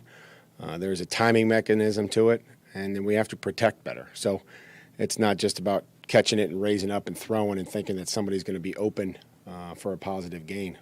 Teams have generally been one of the best at red zone offense over your time here. Even yesterday, you moved the ball well, but then the red zone part wasn't there. What makes it so much different from, between the 20s to once you get inside the 20, and what specifically has to be better? There's a lot less space, for them to cover. The ball has to come out quicker when you throw the football. You have to be precise. There has to be distribution. Guys have to get to spots quicker, horizontally, so that you're stretching the defense. You just don't have that much space vertically for them to have to cover. When you run the football, safeties are much tighter, much more involved. So you have to get in there and get those guys and dig them out, just be precise. And we weren't. We weren't where we needed to be, and we're 2 for 2 in the red zone in the second half, and we were obviously 0 for 3 in the first half. Jets had a 3rd and 3 in overtime from the 21. They were spread out. Looked like you guys were running man. A couple of corners were at least 6-8 yards off the ball on 3rd and 3. Is that something that is a problem? No, I don't know. I appreciate the question. I saw your Twitter, and I know you're going to take my quote like, "Yeah, we were wrong. Like we should have been pressed and haloed." And I get all that. We've done pretty well on third down, and you guys talk to me almost every day. You take what I say, and you guys can do whatever you want with it. We're going to go in there and coach it at 12:30. Christian Fulton needs to be up and pressed, and it's 3rd and 10, and Rabbit needs not be 15 yards off. We're going to tell him that as soon as I meet with him. Pleased for you to actually get a reversal on a spot yesterday. You never think it's worth challenging those things, and the replay looked at the one spot yesterday and moved it back. Did that surprise you in that moment? No, called timeout. Tried to see if give him some extra time. I know that we get second guessed and questioned, a lot, but we try to do things that try to help us win, and sometimes it doesn't work out that way. We try to get a short yardage stop, and they gained an extra half a yard. It's disappointing. We had them in 2nd and 10, and felt like we liked the call, and just they were able to get 9.5 yards, and so we know how hard it is to stop them, with a half a yard. When you get them at 2nd and 10 at that point right there, we gotta do better, and we have been better to create 3rd and long. but we gave up too many yards and created a short yardage situation. Sorry, John. Sorry.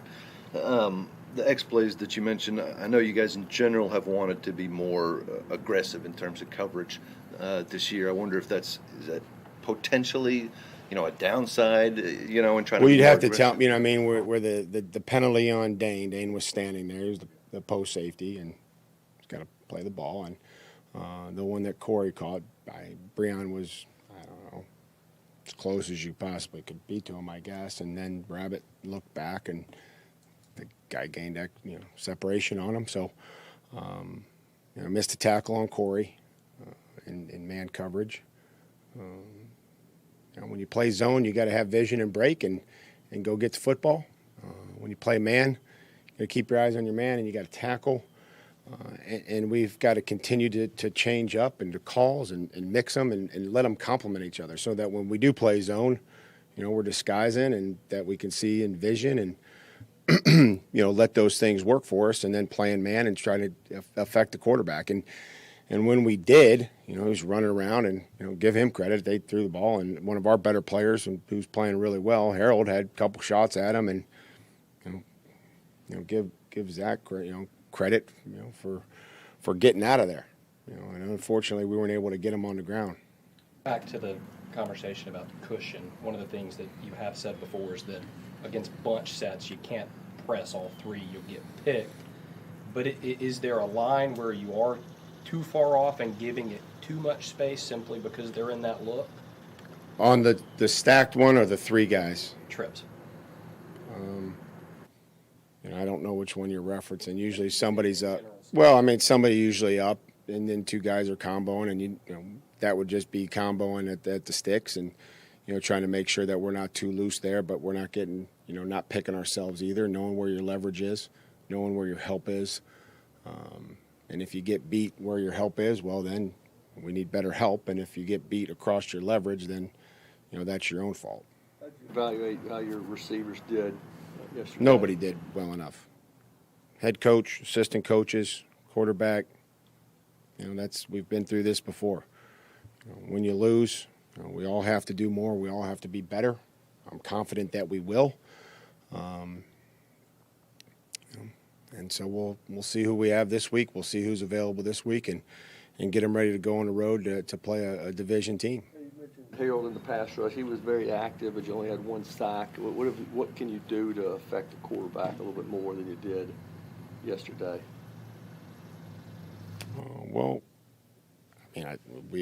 There were times where we affected him. There were times where we forced him out, couldn't tackle him. He made some plays down the field, and there were some times where we affected him, and he didn't make plays down the field. Threw it short to receivers or overthrew receivers. Third down, we affected him. Scrambled. Jayon made a great play, something we tried to coach our guys when the quarterback's out of the pocket. Jayon knocked his guy out of bounds and came and tackled the quarterback short of the first down. To me, that's a great play. It's a play that we've coached for a long time, and it was really cool to see Jayon do it, push his guy out of bounds, come out of coverage because his guy can't catch the ball anymore, and tackle the quarterback. Now, there were times where we didn't affect him enough. What's Elijah got to do to get more in the equation? I know you lost Chris at some point, but I guess you chose to go with Christian. Yeah, we did. We made a decision there. Just, I think that we'll continue to look at Elijah and see where he fits, and obviously see how he can help us. He's did a nice job in there blitzing, and so we'll have to make decisions, based on game plan, based on, who they have and what their game, what their style of play is, and see where we can, he can help us. Mike, 8 penalties for 98 yards. Some of that from having some new faces in because of injuries, and that's something that you've been traditionally a clean unit on. Taylor Lewan didn't get set on the first one. We're trying to go fast. He had a hands to the face. Ola's a special teams player. He pushed the punter in his chest. Ola thought he was engaging the punt. He was 10 yards from the returner. Wasn't a blindside block. Didn't hit him with his helmet. Pushed him in his chest with his hands. Dane's pass interference in the middle of the field. Help me out here as we try to go through the penalties. I can go through them all. I just got to remember which ones they were. Yep. Guy blocked back. I don't know, questionable. Big pile. They must have saw the guy like it's whatever they saw. I mean, I don't know. And that's what they saw. Like, do I agree with them? Sometimes yes, sometimes no, and so I don't think that had much to do with it. When trying to fix red zone inefficiencies, how much tinkering with play calling is there? How much more? I mean, you guys work on it ad nauseum in practice, like you do. What else can you do? Well, we played a really good red zone team, and we knew they were rated number 1, but we can, keep working at it, keep understanding it, keep giving ourselves, positive plays. I don't think you want 2nd and 10 and some of those plays that, get you behind the sticks. I think if it can just stay and do what we've been doing when we have successful drives is being efficient. Yesterday, as good as, their front was, that was the most efficient that we had run the football. We had our most number of efficient runs that, 4 or more yards than we had all season up to date. So that's something that's positive, and hopefully we can build on that. And when we get down to the red zone, just everybody has to be precise. Understanding if they give us a different look than maybe what we saw, being able to adjust to it. But it's something that, we've been able to score touchdowns here in the red zone. And, we haven't been as good as what we are. We understand every year is, different. And, maybe see how teams are playing us, if they're doing anything different, which, they didn't do anything different coming in. They played cover 4. They played, cover 3 in the red zone, and again, we just weren't able to come out of there with touchdowns. Worried are you that Ben, Roger, Taylor all are having a hard time playing start to finish in games right now? Not worried. I mean, I know that they got banged up yesterday, and appreciate their toughness. And the next guy's got to go in, and this would be a big week for us to see, how we can recover. Recover physically, recover mentally. Are you expecting to return from injury this week to practice? Probably too soon to be able to, know that. Hopefully we were able to get plenty of treatment and get the guys, ready to go. I know we have some guys that could come off of IR, designated return, so we'll see. Hopefully that Darrington can practice Wednesday and evaluate him, and Marcus worked last week and Brady worked last week, so hopefully we'll see where that goes during the week.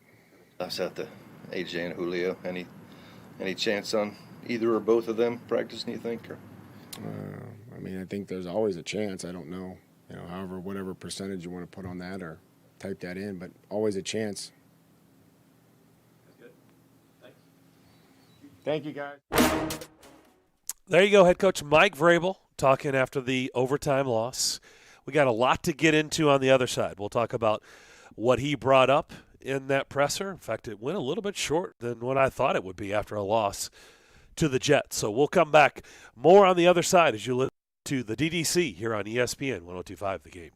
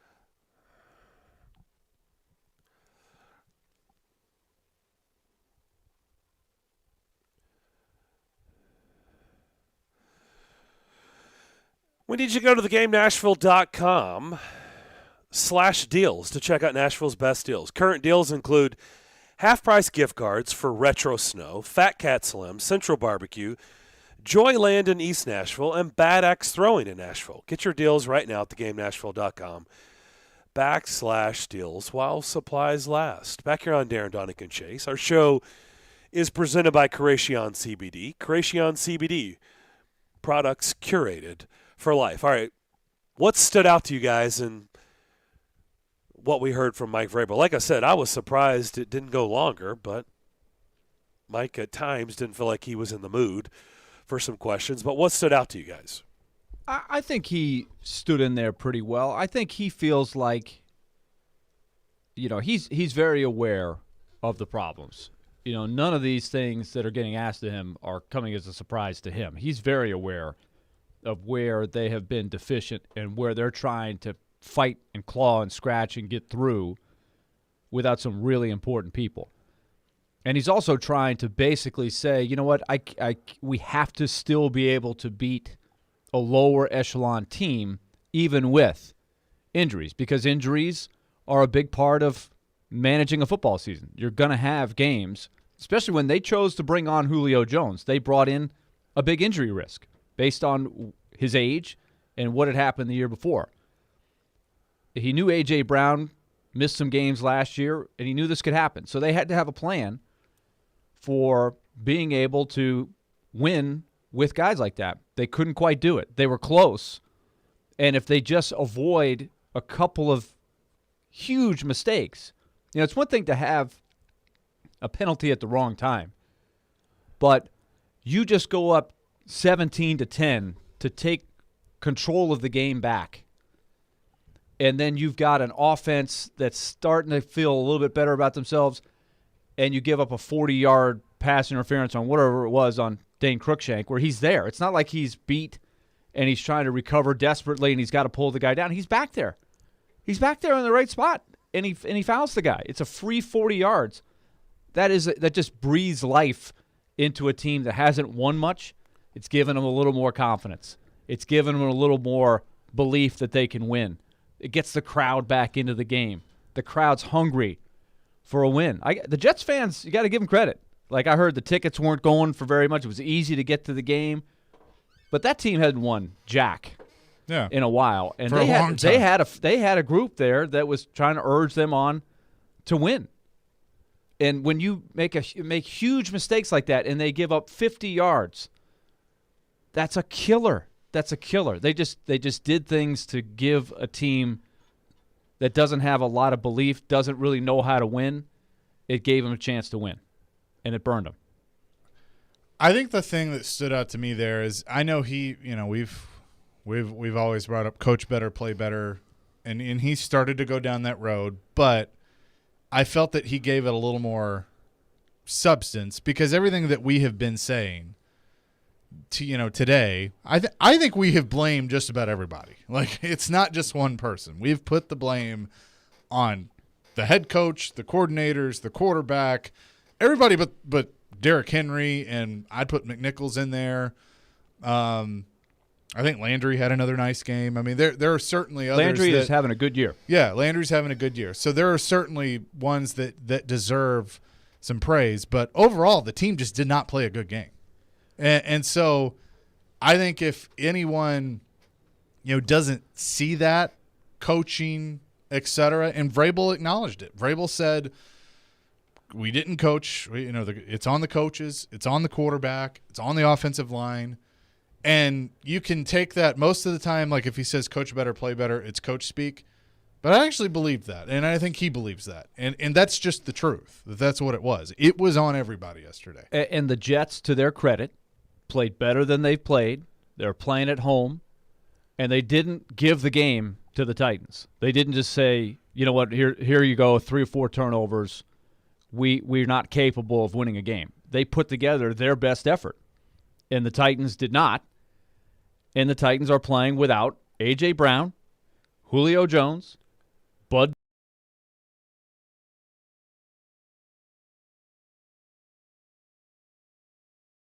Important guys.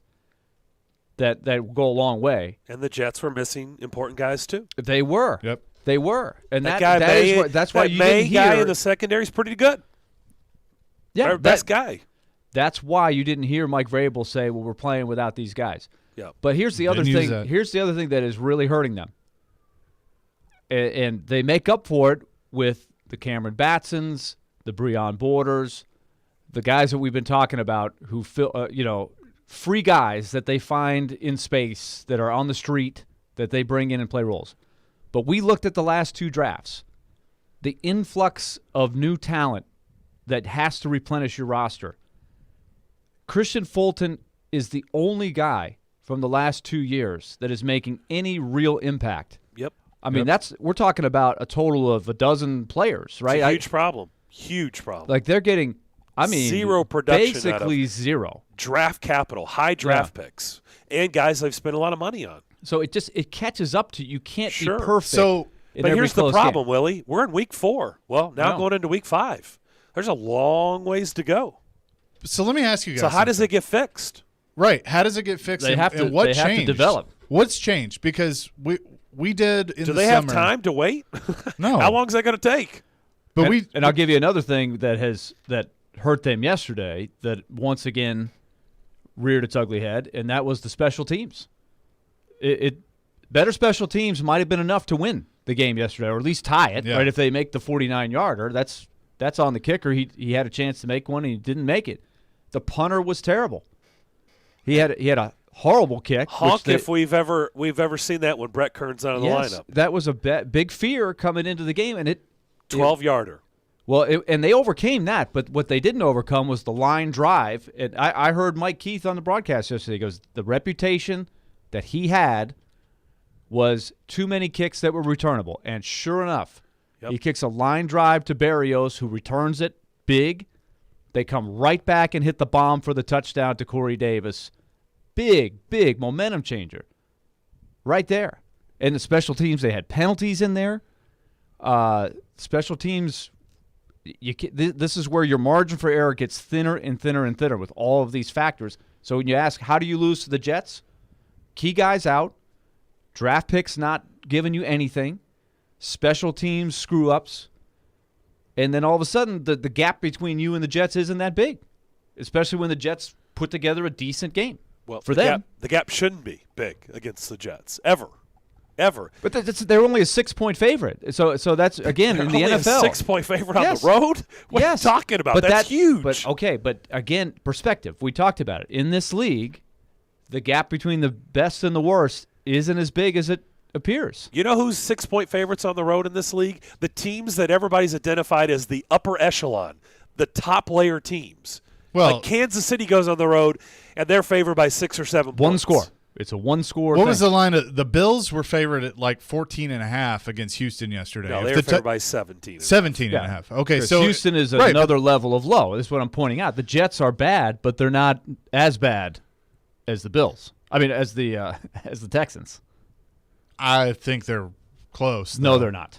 All right. So I'll turn it around. Then the Titans aren't as good as the Bills. If the Titans were one of these, I think better that's teams, part of it too. Yeah, I mean, the I think Titans if the are Titans, not. The Titans are not a juggernaut. They've won a lot of close games. They had won 6 straight overtime games. I think it was a lot of the analytics people, when they pick against the Titans as a contender, they're pointing out that their record in close games is precarious. They've won a lot of them, which is to their credit. But it just shows that they're not overwhelming the opposition in talent. And that it's a razor's edge league. There's so many things that can go wrong if you do things to slip up like they did yesterday. So I want to. Well, we had a caller, and this is what I know, bring up they play down to their level of competition. I don't know if that's true I don't or know not, if that's true. but it feels that way. And so why does it feel? I mean, it does. It feels that way. They play up or they play down according to their competition. That's what a caller said to end the second hour. I don't know if it's true, but it certainly does feel that way. Okay, other than Derrick Henry. If that wasn't the case, why would we have been saying everything that we did last week going into that game? Let me ask you. If you have Derrick Henry, once again, it shows you the value of him, how much he elevates everybody else on the team. But especially when you take away A.J. Brown, Julio Jones, Bud Dupree, is this a dominant roster? Do they have dominant players? Who are the dominant players on this roster besides Derrick Henry? You take those other guys away, I don't know. Well, they're paying Bud Dupree to be dominant. Right. He wasn't there. He didn't play yesterday. I so understand. is that a dominant team that they put out on the field? No, yesterday? but see, this is Derrick Henry helps a lot. I know, but I'm just not going to give teams. I've said this how many times? All you have to do is just watch the red zone, or just go look at the rosters. Go look at all the inactives Sunday morning at 10:30, an hour and a half before kickoff. Teams are missing key players all over the league. The league is littered.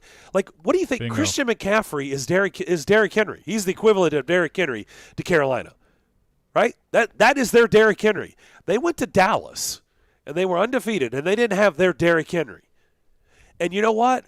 They got down big, and they fought all the way to the end, and they lost. They did. But they didn't go in there and just get mopped and say, well, we don't have our best player. He is their best player, and it's not even close. And they went in there and they fought Dallas, who right now Dallas looks to be a lot better than all of us thought. And they put up 28 points, and it wasn't good enough. And their defense has been really good, but that just tells you how good Dallas's offense has been, because Dallas was in the 30s.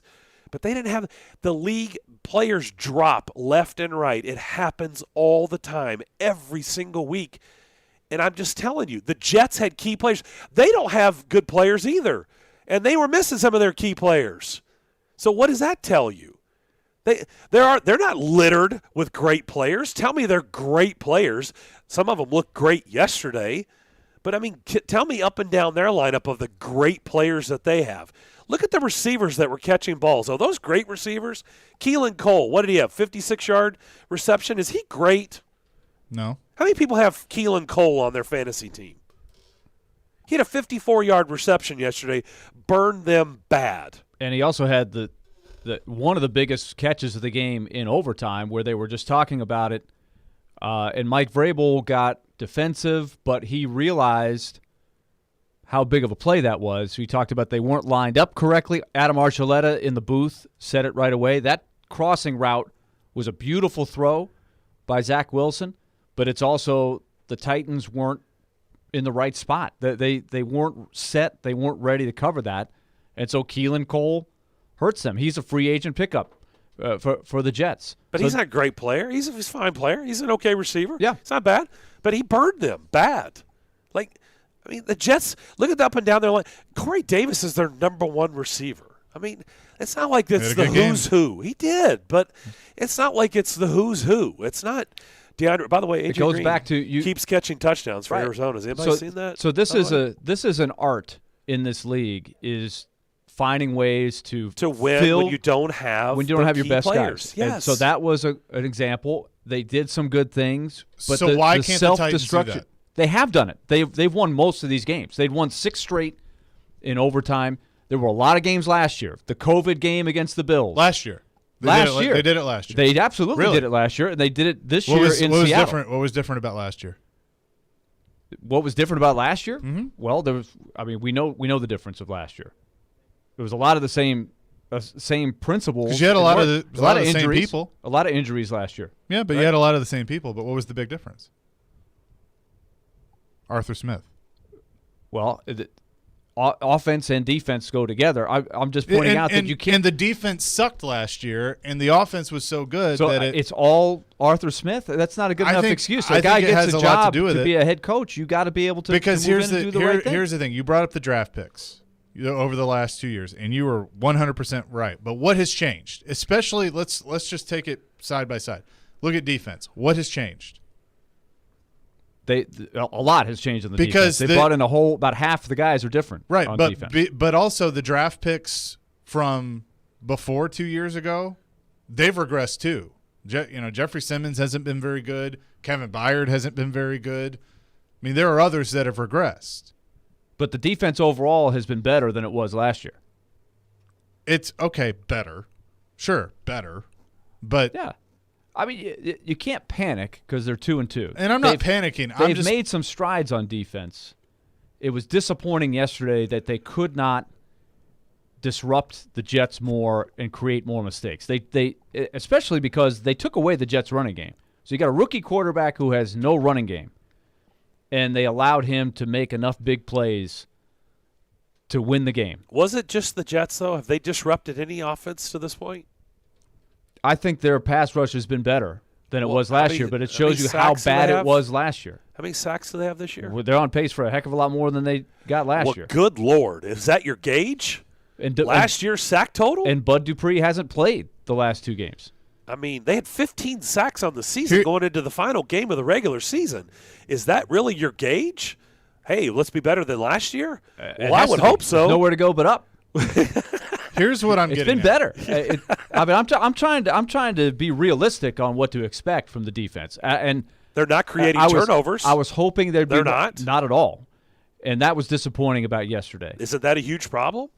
They're not creating turnovers. It's a huge problem. Yes, they have 8 sacks on the year.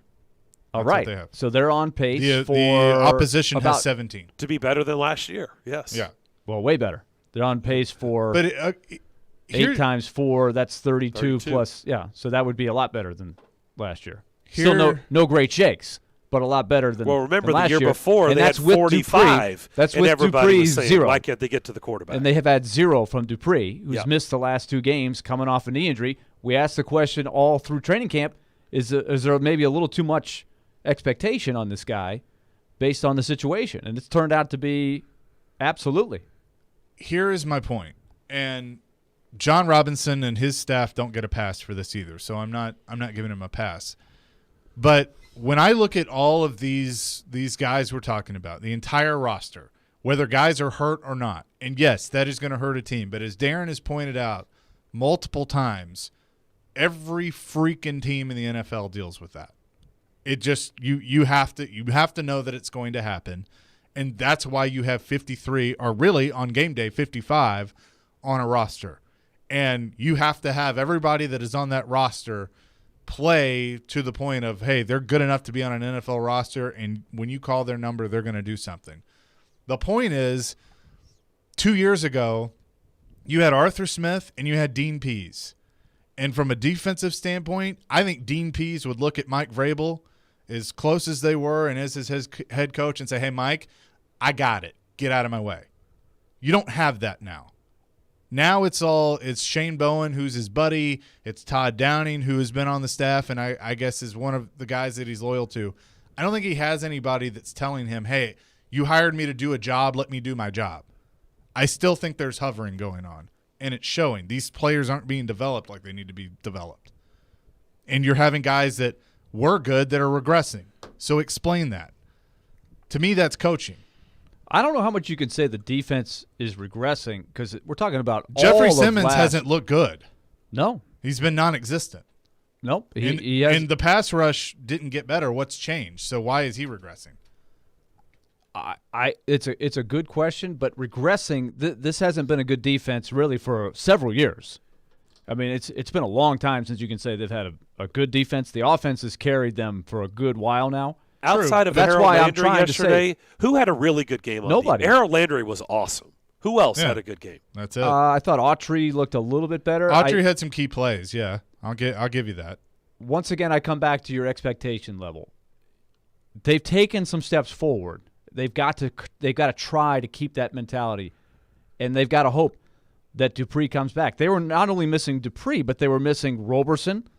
They were also missing Weaver, who's out for the season. So they were having to use Autry on sort of a defensive end. They were doing like a hybrid thing. Adini, who had a really nice game for him the week before, went completely missing. I didn't see him at all yesterday on defense. But again, he's a special teams guy. He's not really a guy. So But he had a really good season to that point, to that game. It's just hard when you were so bad last year and you're trying to fix everything, including the pass rush.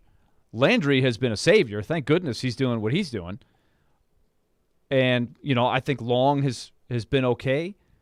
They're better than they were last year. The offense has taken a little bit of a step back because the red zone is not as money. They've had the offensive line is a mess. And the 2 ace wide receivers have given them very little to this point, collectively, based on expectations. But Julio Jones has given them a game. Yep. Right? Yeah, he's had a few Well, moments. He's had a game and a half. Game and a half. Game and a half. A game and a half of how you hope it would look. Yep. A.J. Brown, not even that. Not even close. A.J. Brown's been a ghost. But you got a long and even way when he to was go. in there, he's dropping passes. You have a long I'm way to just go. saying, I don't the think A.J. defense Brown's is- coming back this week based on what they said today. Who knows about Julio Jones? So they might be right back in this boat again on Sunday against a winless team with all kinds of issues that they have to overcome.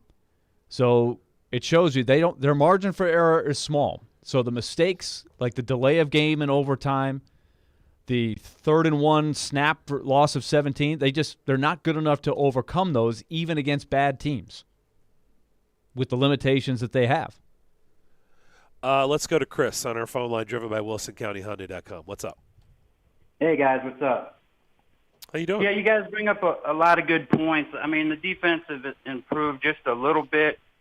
Harold Landry's the only one that's really playing well. Christian Fulton was playing good up until yesterday.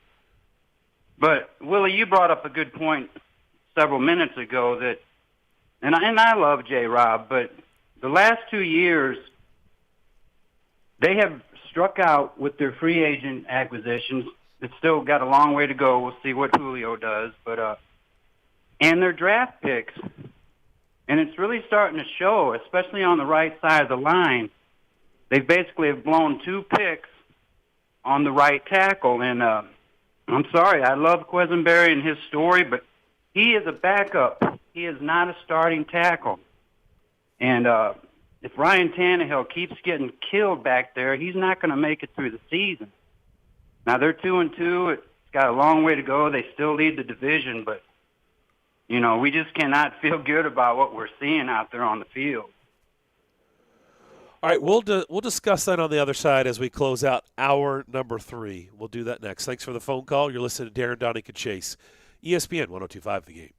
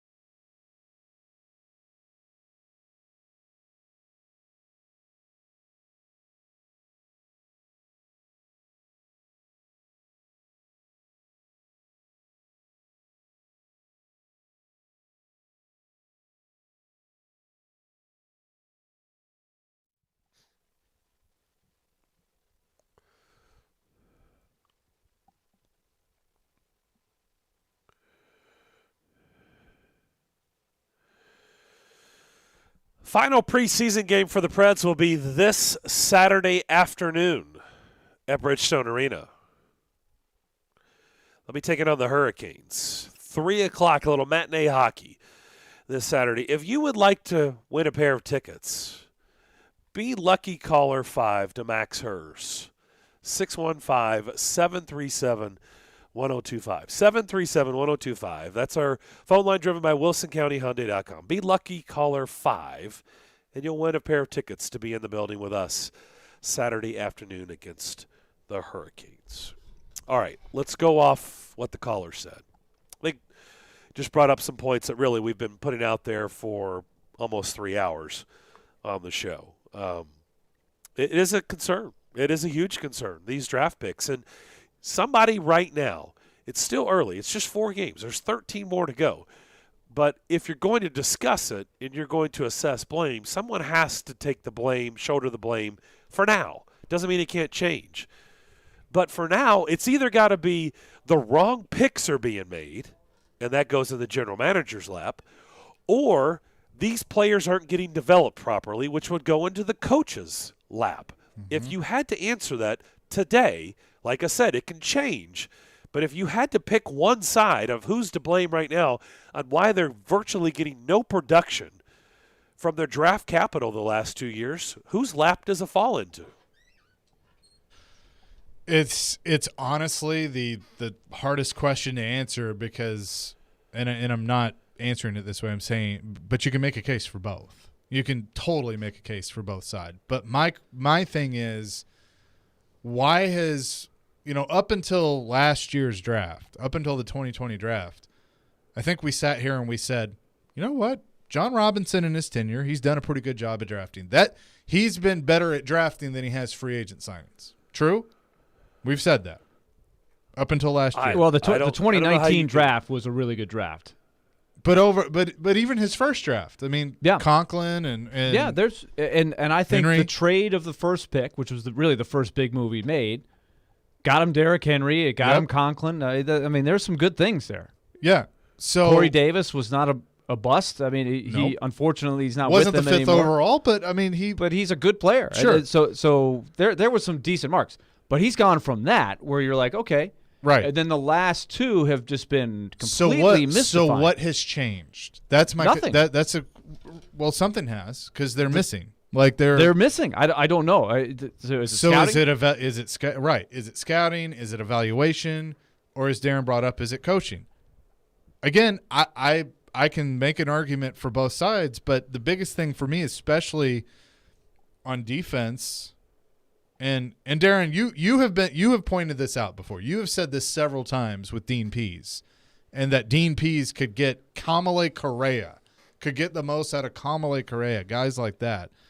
Why is that not happening now?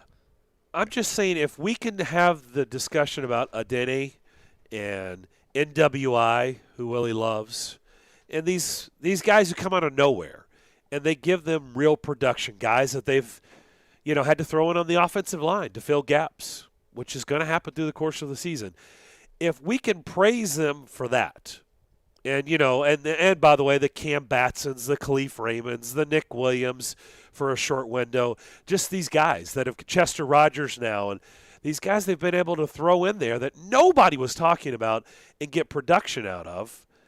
Why aren't they being able to do that with the draft picks? That's where I'm confused. Like, if we're going to praise them for the bottom tier of the roster and getting production out of guys nobody's talking about, and at times you don't even know who they are.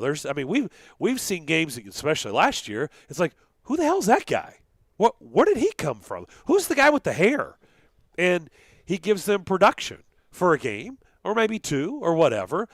So if they're able to do that, why are we sitting here talking about Caleb Farley, Elijah Molden? Isaiah Wilson's probably a different case study, but Dylan Radins. I mean, they drafted Dylan Radins 2nd round. And this guy, with the offensive line woes that we've talked about through 4 games, 2 games are just Fs, right? If we're teachers and we're great, please tell me, Willie, you would not give anything but an F for yesterday or the Arizona game. For pass the offensive blocking. line. For pass blocking, it's an F.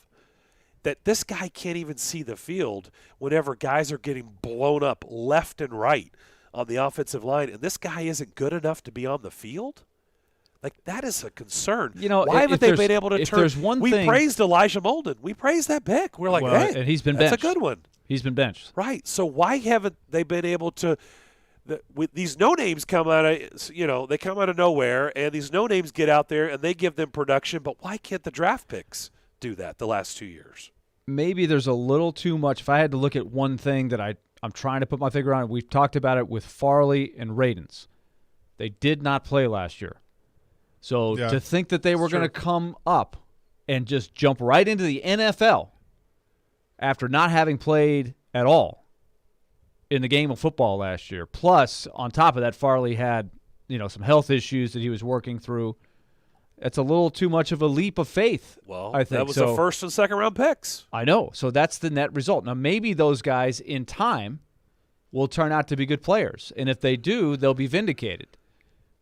But to think that they would be helping him in the first 4 weeks of their rookie year was probably unrealistic expectations. Now, if they just make a field goal yesterday, they're 2-1-1 and still have a pretty decent handle on a division.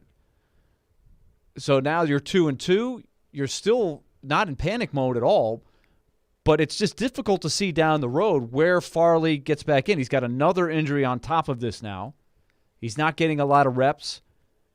So where's he going to be in Week 10, Week 11? That's what you were hoping for when you drafted these guys, is by the end of the year they get in. That was one of my questions before the season, my proposition questions. Who's more likely to be in a starting spot by the end of the season when the games are really big, Farley or Radens? Right now, it's a toss-up. I have no idea how Radens is developing behind the scenes. But, man, remember we kept asking this about Wilson. Golly, wouldn't it be nice if they could get Wilson in there sometime? And, of course, it crashed and burned. We know what happened there. But is Radens developing behind the scenes? Nate Davis did take about a half a season before he got in there and became a reliable offensive guard. But they weren't playing him, so yeah. Right, but you have a fourth-round pick that's on the practice squad. Like, he didn't even make the team. Yeah. Well, they cut him. Yeah. At a position, right. He didn't make the team because at a position of need. So you guys are answering general manager's lap?